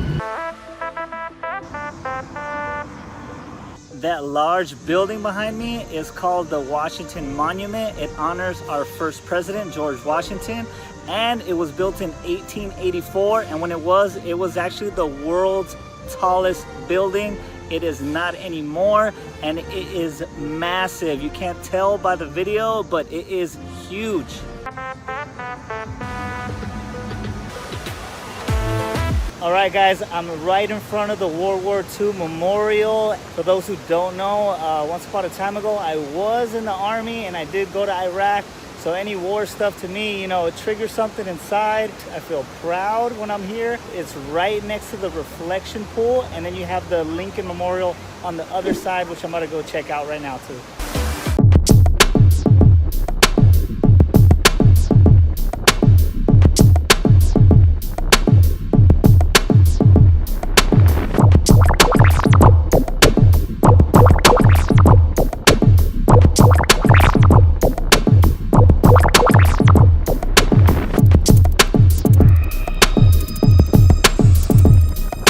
To see.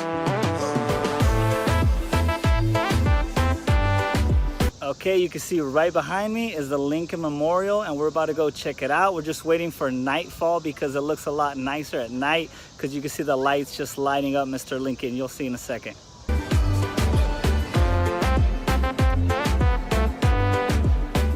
I made it up the stairs. You can see Mr. Abraham Lincoln right behind me. The lights are on, but you still have some daylight, so it doesn't give it that effect. So we're gonna wait a little bit more. That way he shines at his brightest and it looks a lot better. At the Lincoln Memorial, looking down at the reflection pool, and I could just remember two things. One is the Martin Luther King Jr. speech, "I Had a Dream," was here. And then two is the iconic Forrest Gump part in the movie where Jenny runs out on the water and she runs out to Forrest. That happened right behind me.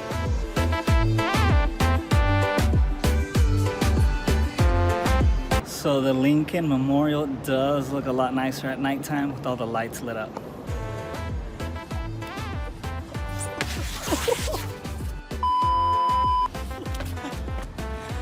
And that's the Lincoln Memorial.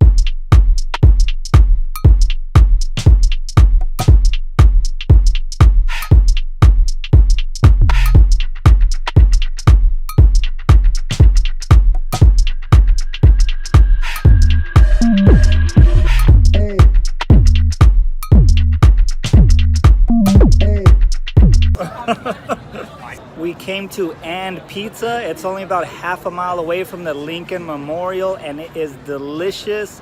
I had the pepperoni and jalapeno and it was just too good to be true. Got my buddy back here, he's nodding his head because he liked it too. We gave it 2 thumbs up on the Richter scale.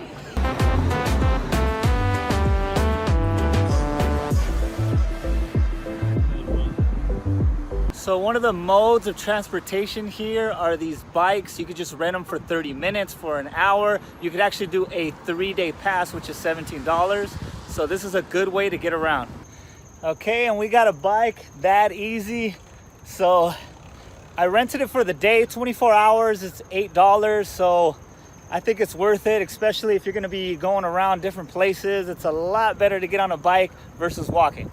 I am now at the United States Marine Corps War Memorial, and this is actually in Arlington, Virginia, right across the way from Washington, D.C. This is an iconic statue of the 6 Marines raising the flag at Iwo Jima in World War II in 1945, and it is a massive statue. As you can see, I'm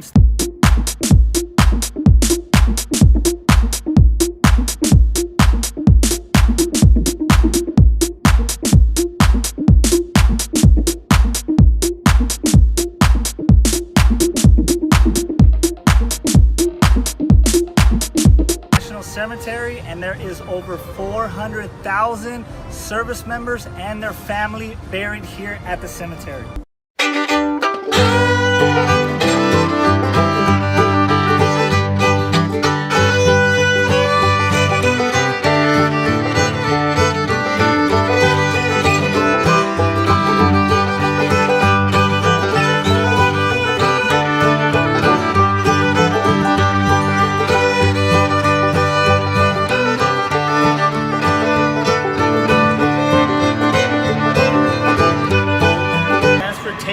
Is the metro, and it is used heavily here in the DC area. All you have to do is get a pass.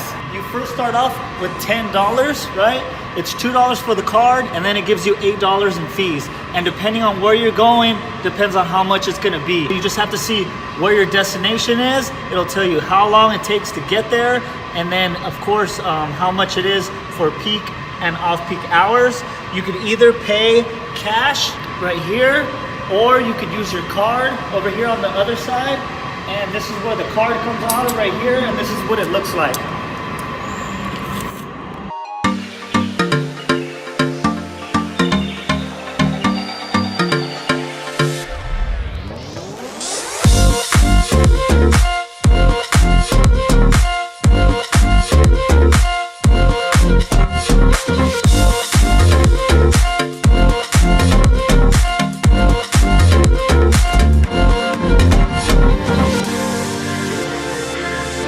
Call it a metro, it's not a subway. Doors opening. But we started on the blue line and we're coming from Arlington, Virginia, and it took only like 10 minutes to come to the DC area. We are now in front of the Smithsonian Castle, so let's go inside and see what they got.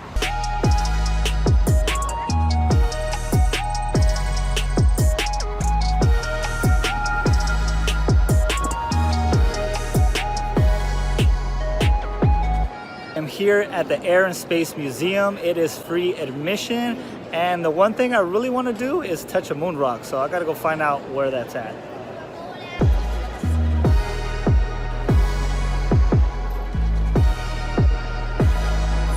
So if you're looking for the moon rock like I am, they have taken it out of display, so I'm not too happy about that, but I did get to check out some cool stuff while I was here.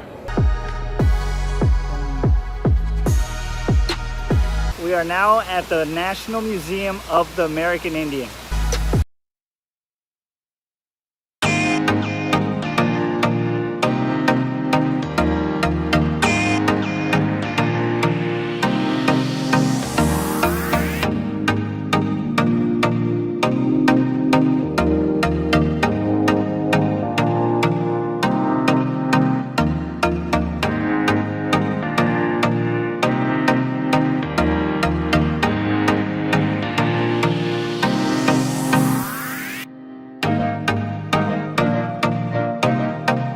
I got the US Capitol building behind me, and I'm about to find out what's inside.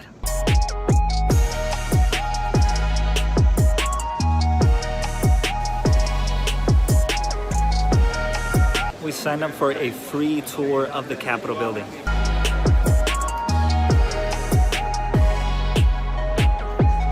The Capitol Dome right behind.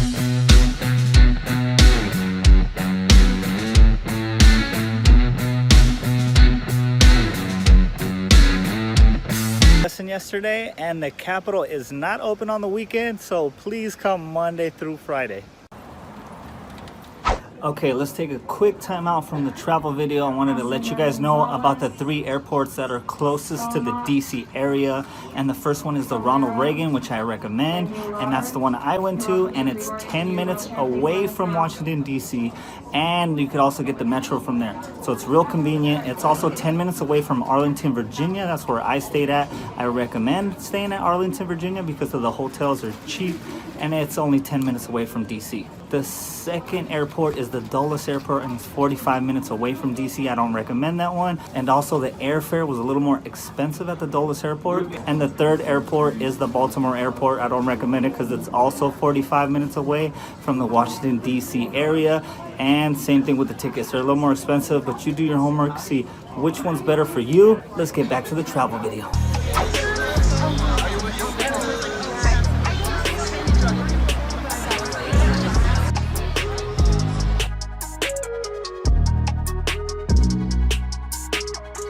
So if you're coming to Sports Tavern, the burger was not that great, I'll tell you right now. But the Miller Lite pitcher was $18 and it had a good vibe and everybody was watching football. So if you're looking for that, definitely come here.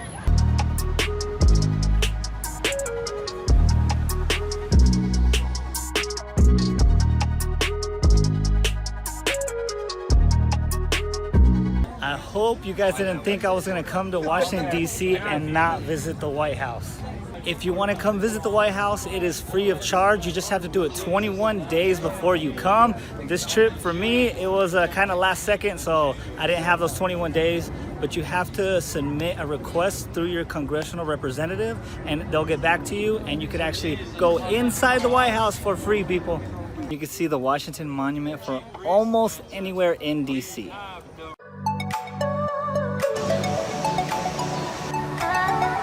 We are headed to the Thomas Jefferson Memorial, and it looks like some construction is being done to it. And another great transportation in Washington, D.C. are these electrical scooters. A lot of people don't like them because they leave them everywhere, but as long as you put them where they're supposed to go, get them out the way, they are very efficient.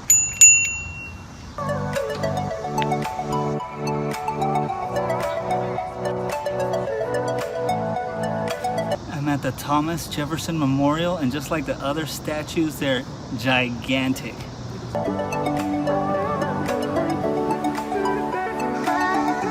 Woo, we're rocking, we're rolling.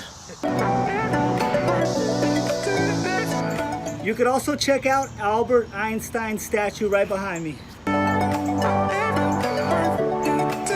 You could always get Uber or Lyft because there's a ton of them here in the DC area.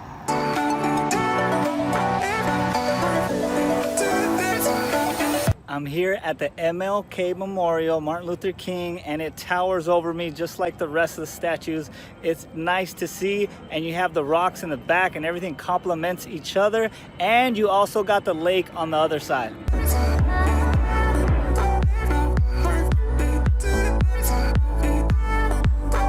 I am now at the Korean War Memorial, and I came by last night, and if you're scared of ghosts, it kind of looks freaky, so do not come at night. But it is nice to see in the daytime.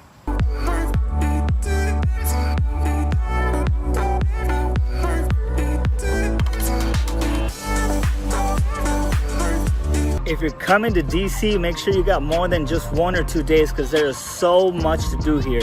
I want you guys to let me know in the comment box below if I missed anything or if you wanted to add on anything of the places I did go to. Please like it, subscribe, comment down below, and I will see you guys on the next one.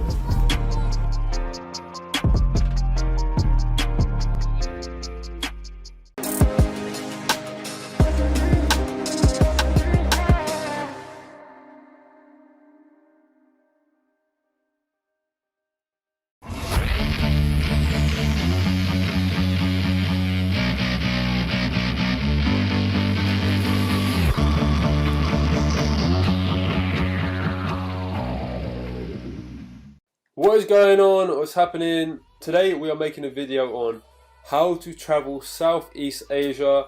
It's going to be an overview of the whole of Southeast Asia, and then we're going to be making individual videos from each country that we travel to, and we're going to go into more detail. All the information you need, watch it, take notes, and you should be sorted or on your way to getting your Southeast Asia trip planned out nicely. We will be putting the times in the description to make it easier for you, so you can just skip the video to just say money. We're going to try and make it as simple as possible and as easy to follow as possible.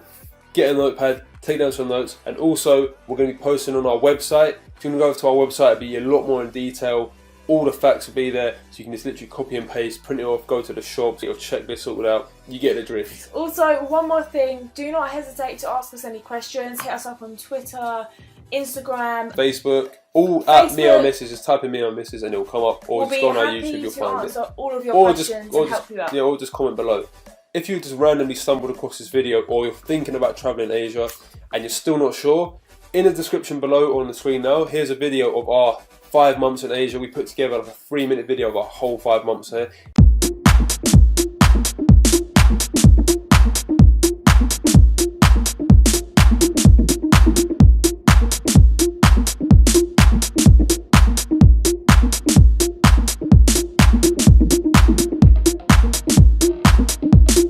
Better idea of exactly what goes down out there, and also we filmed every single day when we was out there. We made daily videos, daily vlogs, so if you go onto our vlog channel, we'll put the link in the description as well, but you can see every single day we went out there, we filmed, and you can get a bit of a better understanding of what Asia is actually like, so the link's in the description for that as well. Okay, so let's get straight into it with the route that we done. So we took a flight from London to Bangkok. I think mostly all travellers will start their journey in Bangkok. We stayed around 4 days. I think that's the perfect time to get a feel of it and then move on.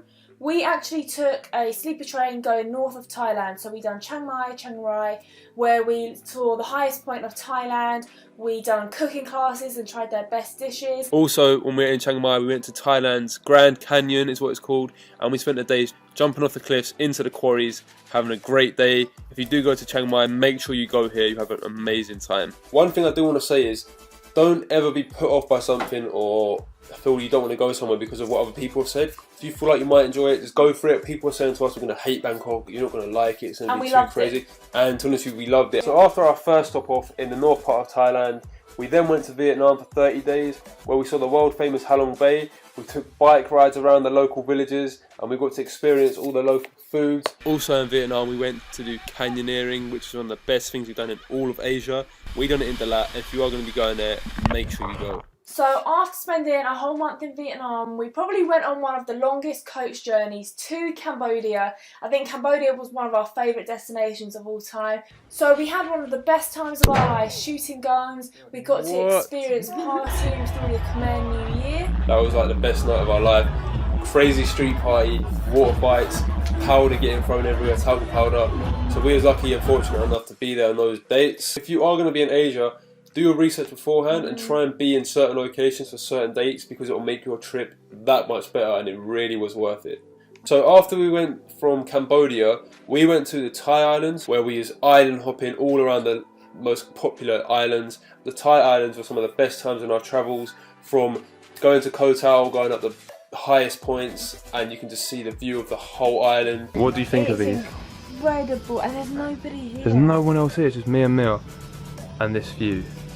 The sunny beaches, the sunsets. Every night we saw a sunset. Every single night. So if you're going to go travelling, obviously you most likely will. Thai islands have to be done. So once we done the Thai islands, we did catch a flight to the Philippines.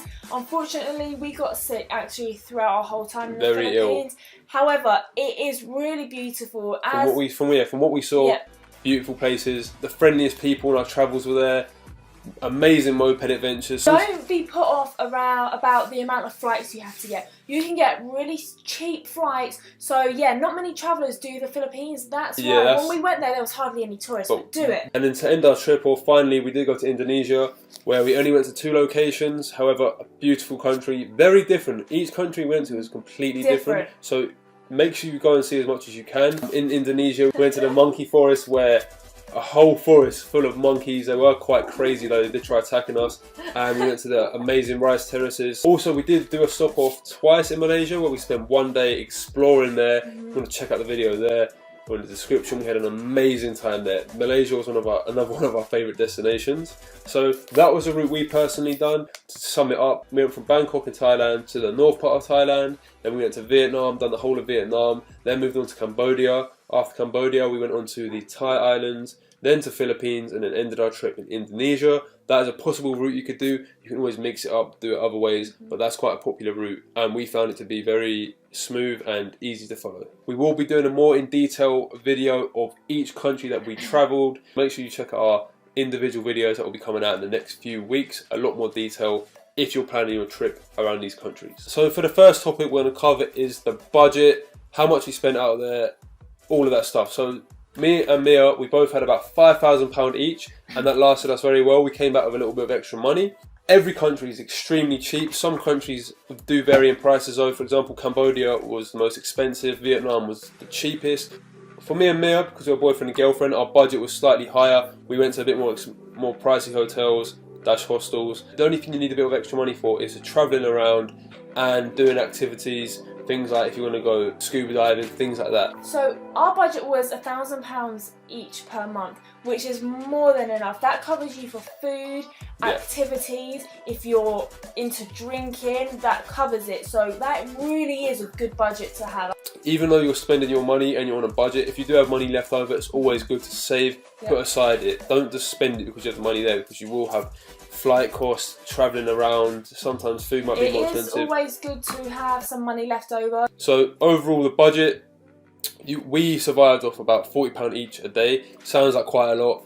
if we took out the accommodation and we went cheaper, we could get hotels for maybe £10, which would be £5 each, and we could have just ate street food all the time. So you could probably last off £20 or £15 a day, which is ridiculously cheap. In terms of ATMs, they are everywhere. Honestly, do not worry about that. Okay, so they do charge around £4 per transaction. So what we used to do was get enough money to last us for the week. That way you're not spending £4 every single day. Also, get a MasterCard, not a credit card, just a MasterCard that doesn't have a chip. So if you do drop it, then nobody will be able to access your accounts. It's not linked to your debit account. The next topic we're going to be talking about is accommodation. As we mentioned previously, our budget was £20 a night. You can get hostels for as cheap as £3 to £4. You'd be surprised how comfy and clean the rooms are. So most hotels and hostels have Wi-Fi. So the best way to book your hotels are booking.com, Agoda, or if you are looking at hostels, it's Hostel World and Hostel Booked.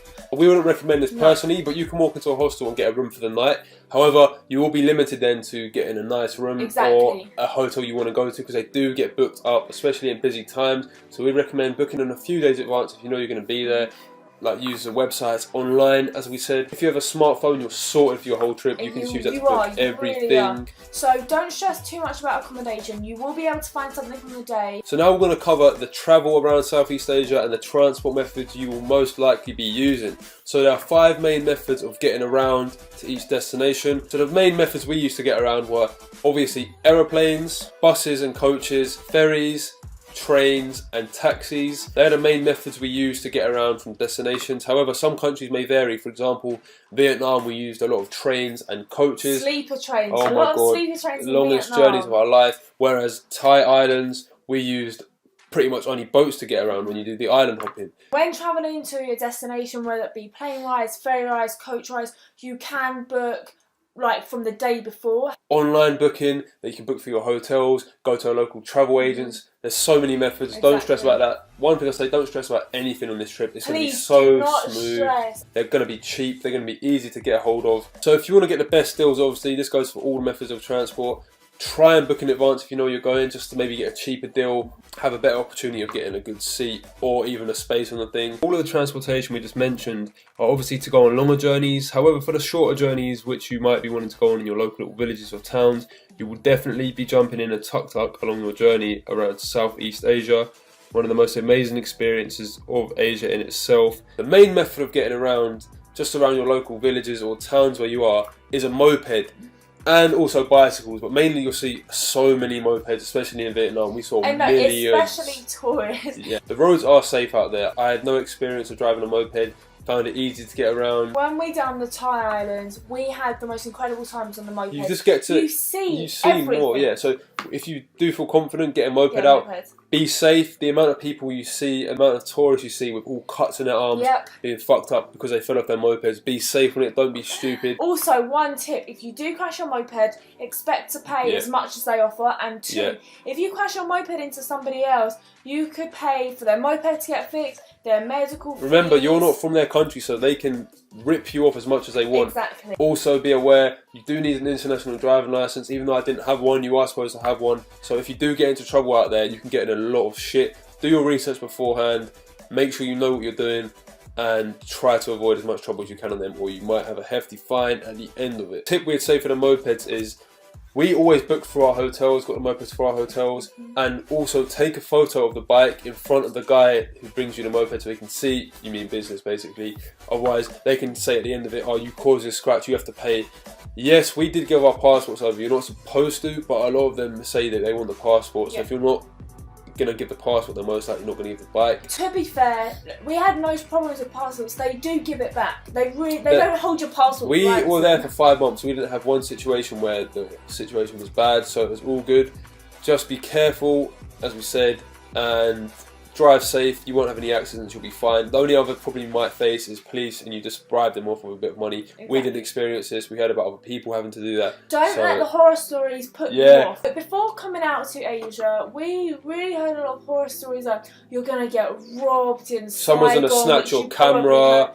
Yeah, you hear these horror stories. However, we was there for 5 months. We didn't experience any problems with our hotels or hostels. And we did bring a lot of electricals with us. Yeah, we bought a laptop, a MacBook laptop. We bought 2 GoPros, 2 Canon cameras. Before booking your hotel or hostel online, it will say if it has a safety deposit box. Most hotels do, and Yeah, hostels, most of them. you will have shared safety deposit box. I'm not sure how it works. And but even, you do. yeah, you have like lockers. As for walking around town, you know, just Yeah. keep your camera. We used to film every single day with our camera. Exactly. We used to go around with our little Canon G7X and we had no problems with that. We film like this all the time.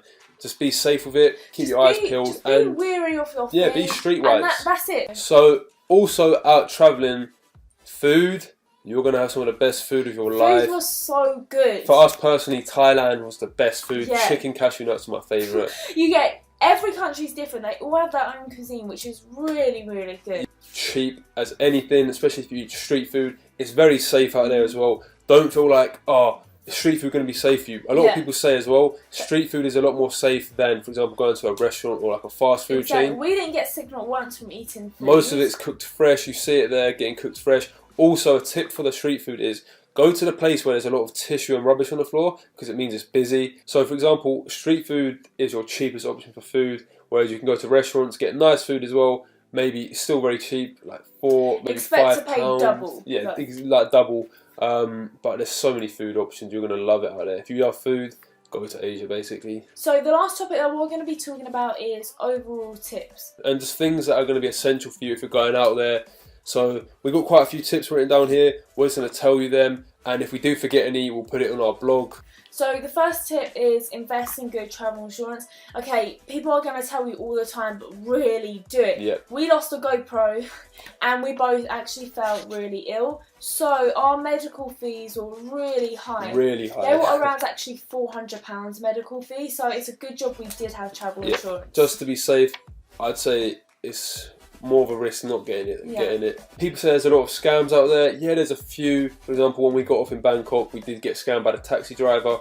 Always look for a meter in the taxi or look up the prices beforehand to get a rough idea so you're not getting too ripped off. Yeah, make sure you settle a price before entering the tuk-tuk or taxi, otherwise they can charge you whatever they want. Meter taxis are actually the most cheapest way of transportation.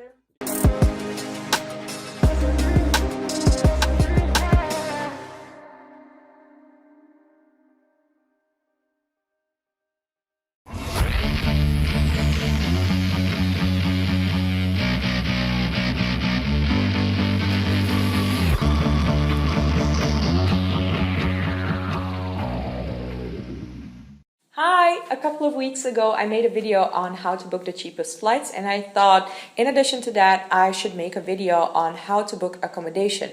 Now this video will definitely not be about booking the cheapest accommodation because I don't believe those are always the best value for money, but I will give you my tips and advice on how I book accommodation. I'm by no means an expert. This is just how I do it, and I hope it's really helpful for you the next time you want to book an accommodation.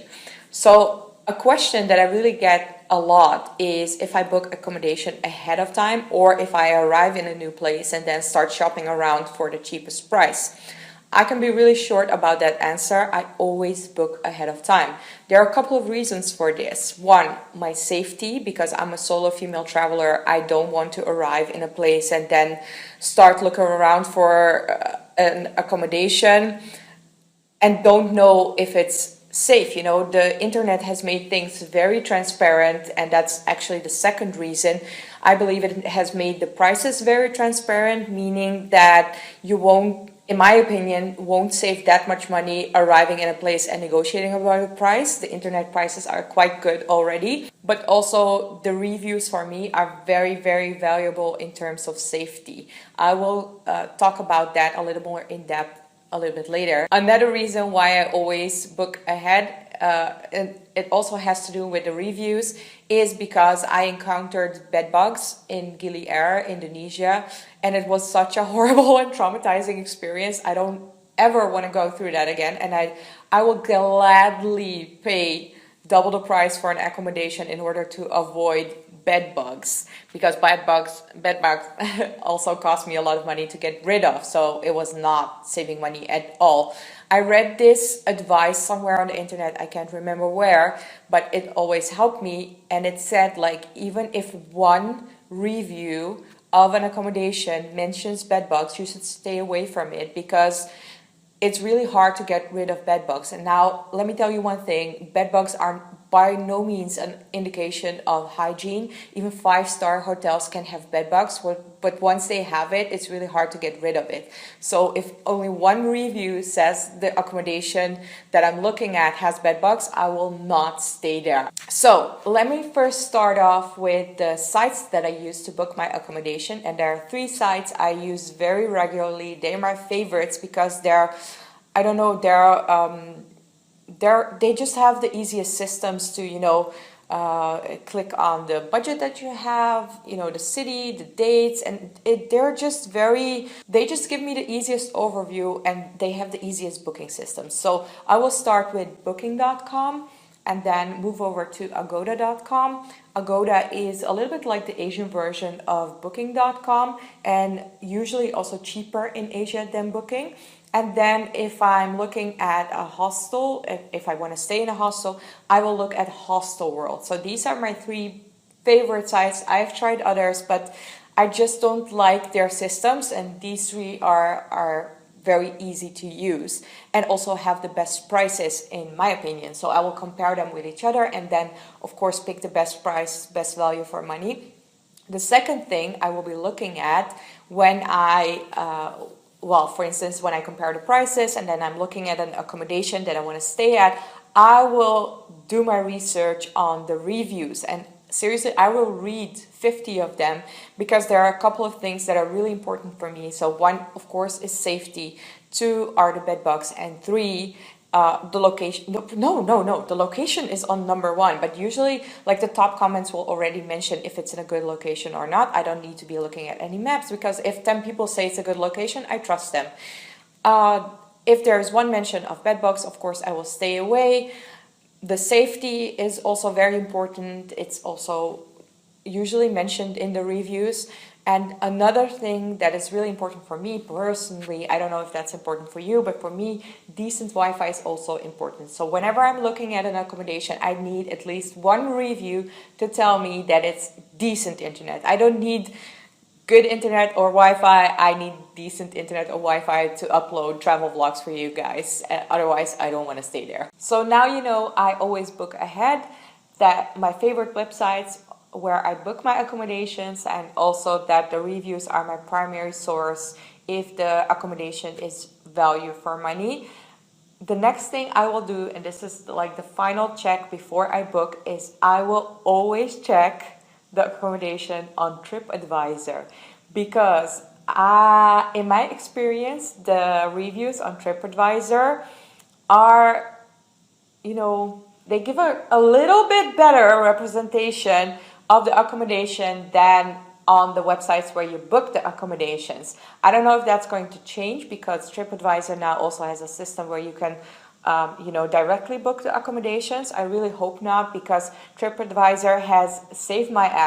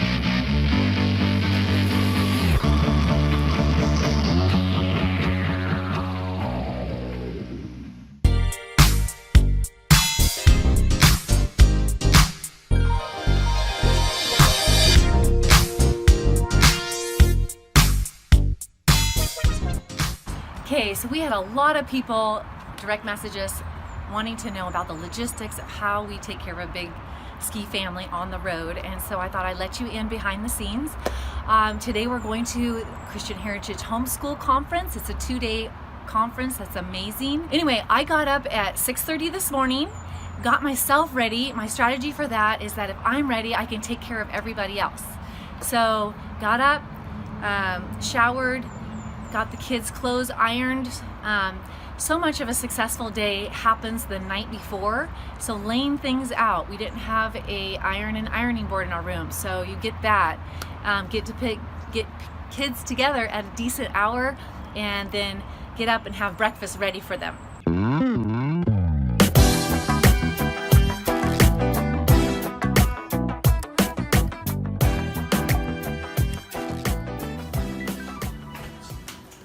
Always bring breakfast with me wherever I go because I never know what the breakfasts are going to be in the hotel. So today I pre-hard boiled the eggs. Okay, so these are not soft, they're hard. So it's good for protein. And then I've got yogurt here with, they can put blueberries or strawberries in there. We have bagels that could go with cream cheese. I'm going to slice up some melon. And then I have our cereals, old cereals. I bring paper goods and plastic silverware.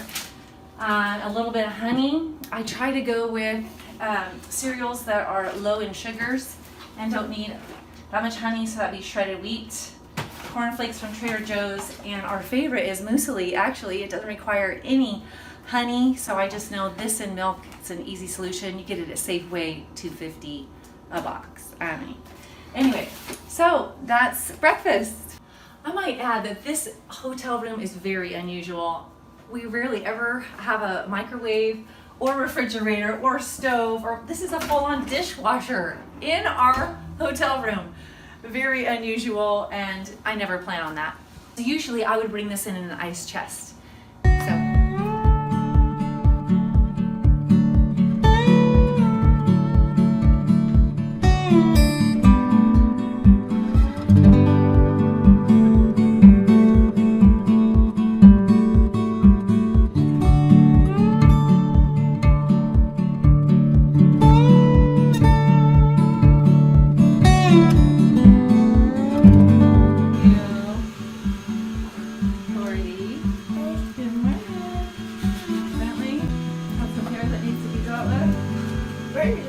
I'm at Barrington, you know who you are.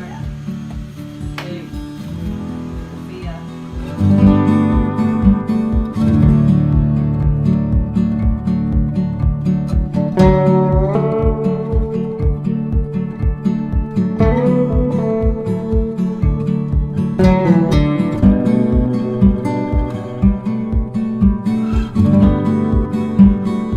After breakfast, when we're packing up, I have everybody make their own lunch, and then I have them put them in the blue ice chest. So this blue ice chest right here holds all the lunches. I have a Sharpie that's right next to the food, and they mark their food. They are very territorial about their food, and a lot of people eat salads. They do all kinds of things. We had salads. Let me show you this. So the most creative meal that we had yesterday was Barrington. He put hot water in a Hydro Flask, stuck 4 eggs in there, pulled them out and had hot eggs with salt and pepper on them. And he pulled out some Tupperware that he had cottage cheese and mandarin oranges that he had put on top. So that was his lunch, and he's just said this was the best meal ever. So people get creative. When you're on the road as much as we are, people get tired of sandwiches, and so I really try to stick with salads. So that's that. So here's lunch right here. I also bring something, this time I brought something called oatmeal bake. Okay, we've already eaten some of this, but this is just really good filler for kids. When you've got 9 kids that are hungry and they need snacks, we ate half of it last night after we went to Chick-fil-A. So that's good to have on hand. Up here in the front seat, I always carry a snack bag. So these 2 things are crucial for us going on a trip. A lunch bag and a snack bag. In here I just have roasted peanuts, What do we have? Salt and pepper, pistachios. We have chips, almonds. I usually have crackers. And I'll show you our fruit bin in the back. So at this homeschool conference, I need to come up with breakfast and lunch for 2 days. So we bring out the big bad boy Igloo, and I brought a, let's see, a dry goods bin. This has paper goods, more cereal, peanut butter chips, popcorn, granola bars, crackers, Wipies, granola, because lots of kids like just yogurt with granola and fruit. This right here, okay, in here is like cheese and guacamole, and some kids will just down a pepper, you know. I got some, so we've got grapes, salads. We're going to be going to some breakout sessions that I really want to attend. I really want to maximize my time here, and so we're just going to take salads already made, ready to go. These are $3. We're at Tate and Tate. I also have loose lettuce in here that people can make things. They can make turkey sandwiches, yogurt again. Yeah, so that's salsa, you know, just kind of empty my fridge. And then over here is our fruit bin. So we've got apples, oranges, pears. I do have some bananas inside, cucumbers, just, you know, shucking down a cucumber. They're known for that. Or just, I always have lots of peppers. People would just eat a whole pepper and call it good. And I'm feeling good about that as a mom, right? The other thing we do is each person has a bin. I told them they're packing for 6 days. So we're actually transitioning down to LA after this. So we're all good to go. They've got 3 nice outfits. 2 nice outfits for the homeschool conference, 1 extra nice outfit in case something happens to one of them, and then 3 comfortable outfits. So that was their job, to pack for that. Then each overnight bag is labeled with their name. These are really great because you could just stick it on your back and off they go. So that's kind of my thing. So this is my lunch for today.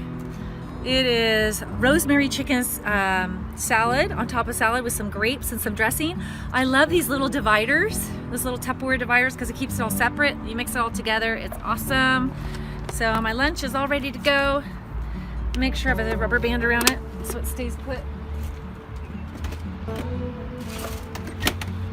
So this is a little hack, I guess you could say. When we travel, always make sure that we have tissue in here. We have a little sweeper broom. Anytime we're at the gas station or stop, sweep everything out, get it down here and throw it in the trash so you keep your van clean. I always have some spoons and forks in here, and always have, what else? Water. In the car is my backpack, and in here is my life. It's everything. I've got my phone charger. When I go, I've got my Bible. Whoops. Bible. I've got my journal. I've got place for cards. Actually, this is for my husband. My scripture memory cards. I like when I travel, I like to make use of my time and memorize verses that are encouraging to me. When I go to an event, I always bring paper and a pencil. This is great in the car too. It's nice and hard. And so yesterday while we were driving, I wrote a 3-page letter to somebody and a card to my husband. So, and then if the kids want to draw, this is a nice little clamp, put a pencil. Hey, you guys can play hangman, draw, whatever. And then I always bring my calendar.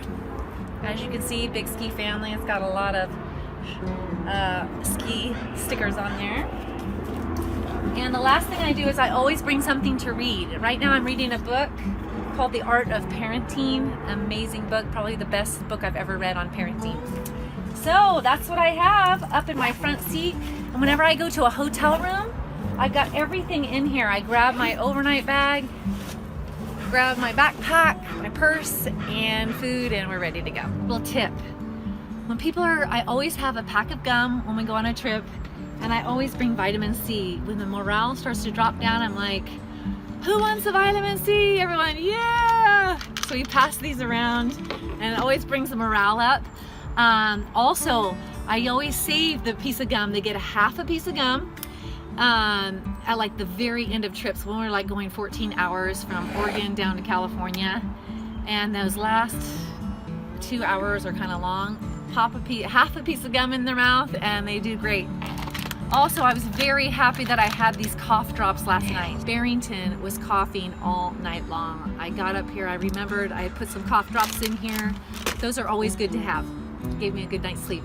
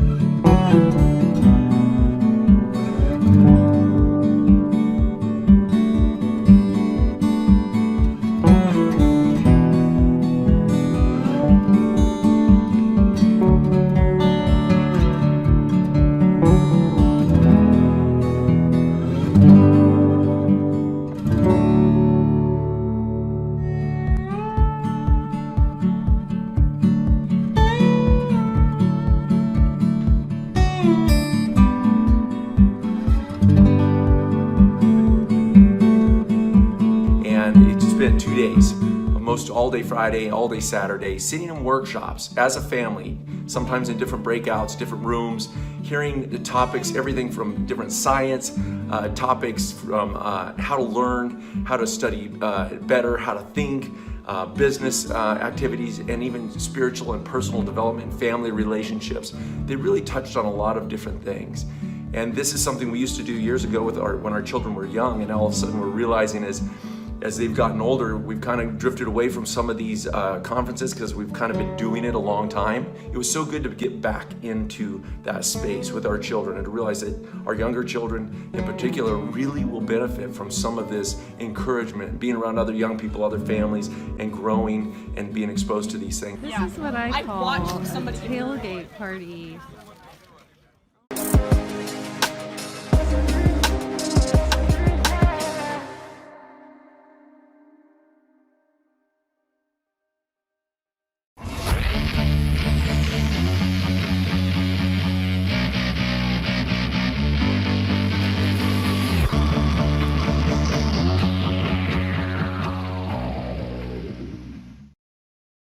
Do you love to travel, explore new places, see new things, discover new witchy shops, and dive into new cultures? Are you a wanderer at heart?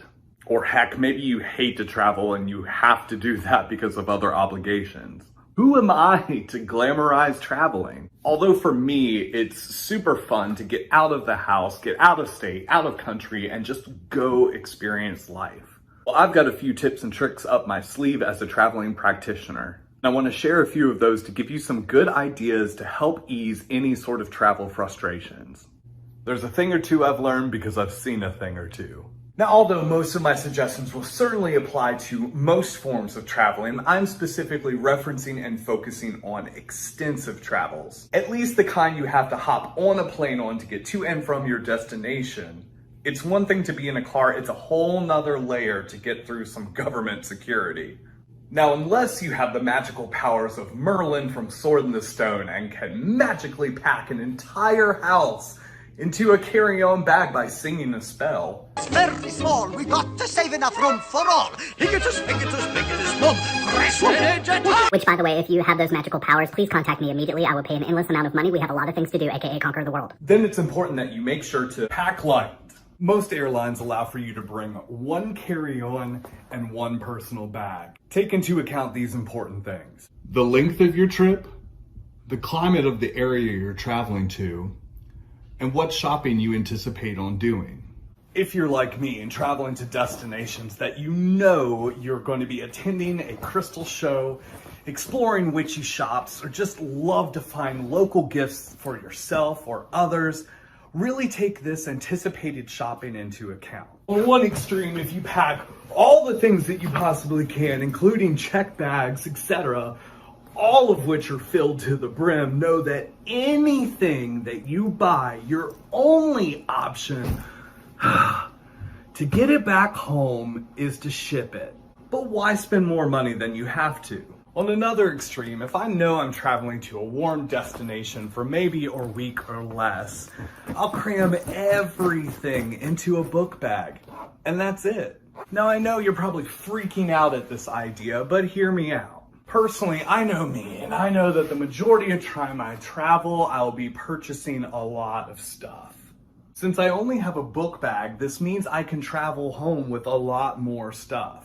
Finding a local store like a Ross or a TJ Maxx or heck, even a secondhand thrift store, you can easily purchase a carry-on bag for less than $20, and now you can fill this with all of the purchases from your trip to return home with. The best part is you don't have to pay anything extra. Another bonus of this is by not checking any bags, there means there's no chances for the airport to lose or damage your bags. When the flight lands back home, there's simply no waiting for your luggage either, since you already have it with you. You just grab it and go.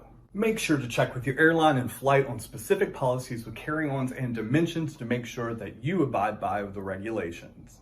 Get to the airport early to allow for extra time. This is just a general rule of thumb when it comes to flying, but it is going to be extra important for you. A flight is not something that you want to miss, because guess what? Now you're trapped in an airport out a few $100, and then you have to pay for another ticket and then wait for the plane, and then this puts you behind schedule, and it's this whole mess. And going out on a limb, I would even say that 9.999999999 times out of 10, you're going to be late because of other people. So take this into account and get there extra early. It's better to find a bar or a cafe near your terminal and casually wait versus running a marathon and hoping to catch your flight in time. Being prompt is going to be extra important to you because guess what? You will be searched.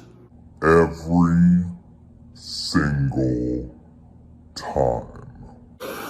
TSA security has this thing with witchy stuff. So when you're coming back home with a carry-on full of crystals, black salt, holy water, brick dust, voodoo dolls, tarot decks, etc., for some reason TSA thinks these things are potentially dangerous. Now I know you're not traveling with anything that's going to harm anybody, unless they cross the line and then you want to hex them or something. But when you're going through the security check and they see these sharp, spiky objects and vials of liquids, they are going to be suspicious and they will search you. Getting pulled aside to have your bag checked for these witchy items can take some time depending on how busy the airport is. Stay calm, be friendly and helpful, and just explain. You have nothing to worry about, just let them do their job and you will be on your way. And no need to stress, since you got there early, you will make your flight. Have a travel kit. Personally, I don't typically recommend this, but if you must bring any of your tools with you, then prepare a travel kit or bag. These are certainly more useful for car trips, but keep in mind with TSA security that if you're taking these items with you, be cognizant of the items, and I would suggest only taking what you need. Usually I just bring my ride or die tarot deck with me everywhere I go anyways, but I try to limit it to that. Because even then, for a freaking tarot deck, I've been pulled aside and had my things checked. Travel containers can be as big as suitcases to as small as a little tin container. Tailor your travel kit to your needs. And this last tip is just a personal suggestion that helps me figure out what I'd like to see or do. Take some time to pre-explore your travel destination and discover any of the crystal, witchy, metaphysical shops in the area that you may be traveling to. It's always nice to shop small and support local practitioners in their craft. Plus, who doesn't love finding little witchy shops in a new town? There's always something interesting to find that may not be available in your local community. There's this wonderful little tool called the internet.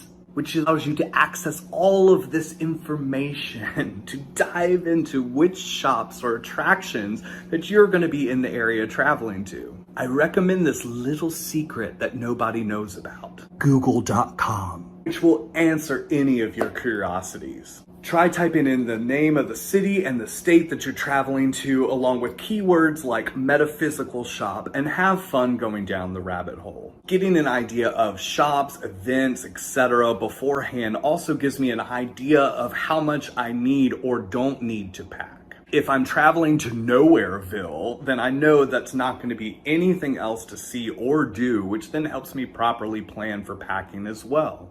I hope some of these tips and tricks have given you some great ideas for the next time you are going to travel. Have you experienced any TSA horror stories? Because believe you me, I have quite a few to tell myself.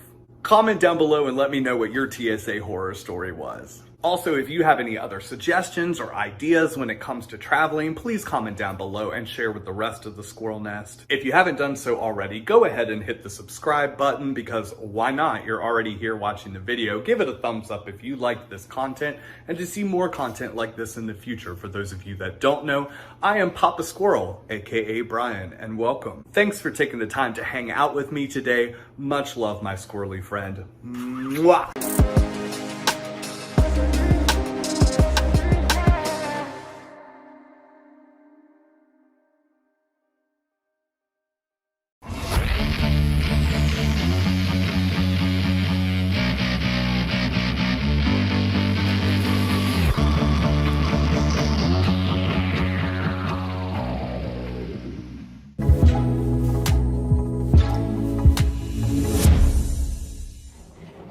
And away we go. How are we doing today, everybody? All right, it's travel day. Oh, it feels good, I must say, to get to travel to a race. I love local races. We love local races because we often turn them into staycations for the family, where we just go, go get a hotel, the kids can play in the pool, I go race, it's a good time. But it is fun to get to go see new parts of the country, see new parts of the world, so that is what we are up to today. A few, just nothing crazy, but a few travel tips for runners, all right? Does that sound good? So I got my suitcases, and just like I said, for the Pikes Peak Ascent, tip number 1, you all know this, never ever pack your racing gear, actually what you arrive on the starting line with, under the airplane, because you know how baggage can get lost through airports. It gets crazy, so always pack your racing shoes and your racing singlet and your racing shorts and socks and watch with you in your carry-on bag, which for me is my camera bag. Because I do the daily vlog, I put all of my electronics, my computer, my cameras, all in this bag. And so the essentials are in this bag, because guess what? You can replace, it's not ideal, but you can replace daily trainers in a location. You might not be able to pick up your racing flats that you exactly want for race day in a new city that you're not familiar with. So, and then, okay, real quick, for the sake of humanity, tip number 2, I like to travel very comfortably, meaning t-shirt, shorts. Now, I don't always travel like this, but to races, especially if I'm going overseas, like for Amsterdam, I will be in my pajamas, basically. Very comfortable, but I also want to respect humanity, so I have my Hoka Slider sandals on, and I love wearing these because you can slip them on and off through security very easily. But come on, people, we're in a closed cabin airplane. I don't want anyone else to have to, potentially smell my feet for an 8-hour flight across the Atlantic Ocean. Even though today's flight to Utah is only an hour and a half, I always wear socks with my Hoka Slider sandals. And so that's just another tip there. And then, yes, I am going to try wearing, and thank you for the tip as far as how to slide these on my legs from yesterday. I am going to wear these out to Utah, even though the flight is very short today, definitely for Europe, just to help with that circulation through the legs. Oh my goodness, compression sleeves, so critical. Now, I probably wouldn't wear them the entire way, all the way over to Europe, because it's, what is it? It's, well, it depends on where you're flying from, but I would probably wear them for at least half the flight over to Europe. And yes, crazy enough, I am going to pack my foam roller because I do have a carry-on bag. Now this is a great piece of gear, but it's not essential. I won't arrive to the starting line ready to rock and roll with this, so I will put this under the airplane today. But for Europe, you better believe I'm gonna put this in my carry-on. I have in my backpack. It's big enough. And I will try my best when everyone else is sleeping in the middle of the night, with the permission of the flight attendants, to roll out my legs a little bit on this foam roller heading over to Europe. And then one last point real quick before we start to pack up is that sadly, I somehow misplaced my racing singlet with Seek Beauty, Work Hard, and Love Each Other. I left it in the hotel in Colorado Springs. So somebody in Colorado Springs has a great singlet. I think I hung it over the shower. Anyway, so I will be racing in my Janji. I was mispronouncing that yesterday. Janji racing singlet because it's so lightweight, feels so good tomorrow. And yes, I am printing another singlet for racing in the future with Seek Beauty, Work Hard, and Love Each Other. Okay, I think that's it. Love you guys. Oh yeah, vitamins and minerals, if those are critical for you, make sure those are in your carry-on as well. Granola bars, my watch,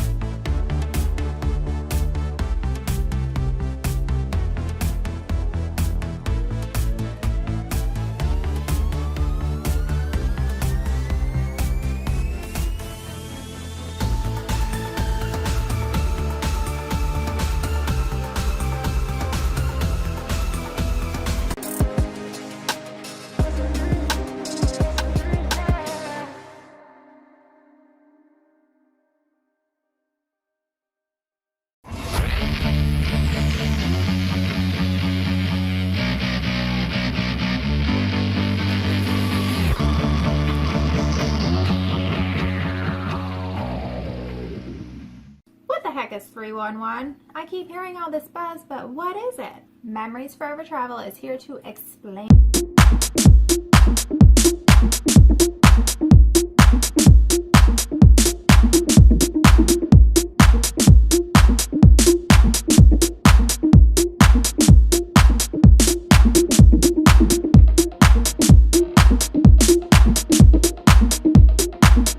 Today I want to fill you in on these TSA rules of the 311. Let's go.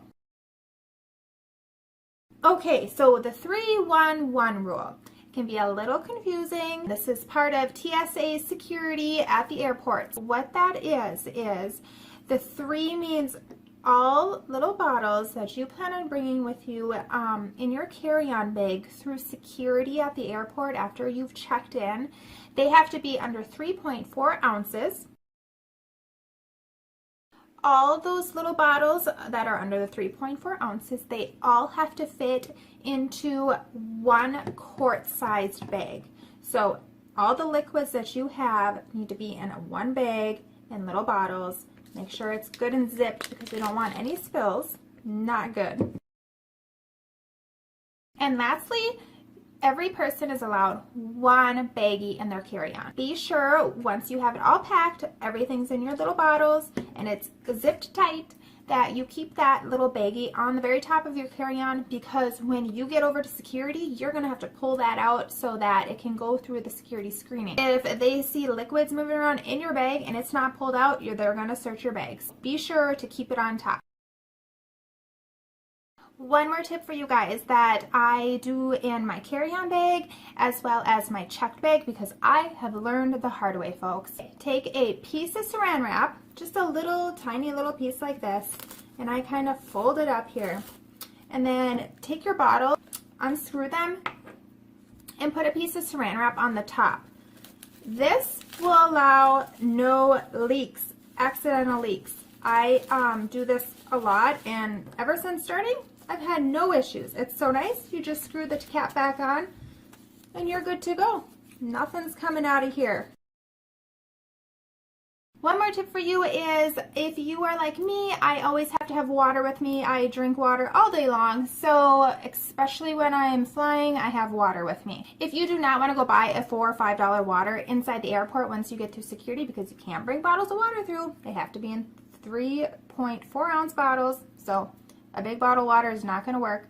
If you want to bring water with, bring a good quality water bottle with you, and then once you get through security, you can go to the drinking fountain and fill this up. Then you don't have to waste any money on extra bottles of water. I purchased this bottle and I actually really love it. I actually hook it on to my husband's backpack when we're traveling. It also has a lock on it for the drinking area. So when you click it open, like you could accidentally hit this button, but with the lock, you just lock it and we know it won't, nothing will happen. But I learned something the hard way. I was on my way to Barcelona, Spain, and I'm like, okay, I'm gonna get some water. I went to go open this. I clicked my little button. All of a sudden, water started spewing out. What happens when you're up in the sky is compression, folks. Water was compressed, and it started spewing out. Thankfully, it wasn't very much, but it was enough to just kind of get me wet. So be careful if you open that, or you can open it this way to let that compression out so you don't have that accident like I did. There you have it, 311 and a few other little extra tips from your travel agent. If you have any questions about any of this, feel free to ask me in the comments below and I will get back to you. If you have any other ideas or topics that you would like me to chat about, please comment below because I want to hear them. Be sure to give this video a thumbs up. And please subscribe to my YouTube channel for more future videos. Have a good day, guys. Until next time. Bye, guys.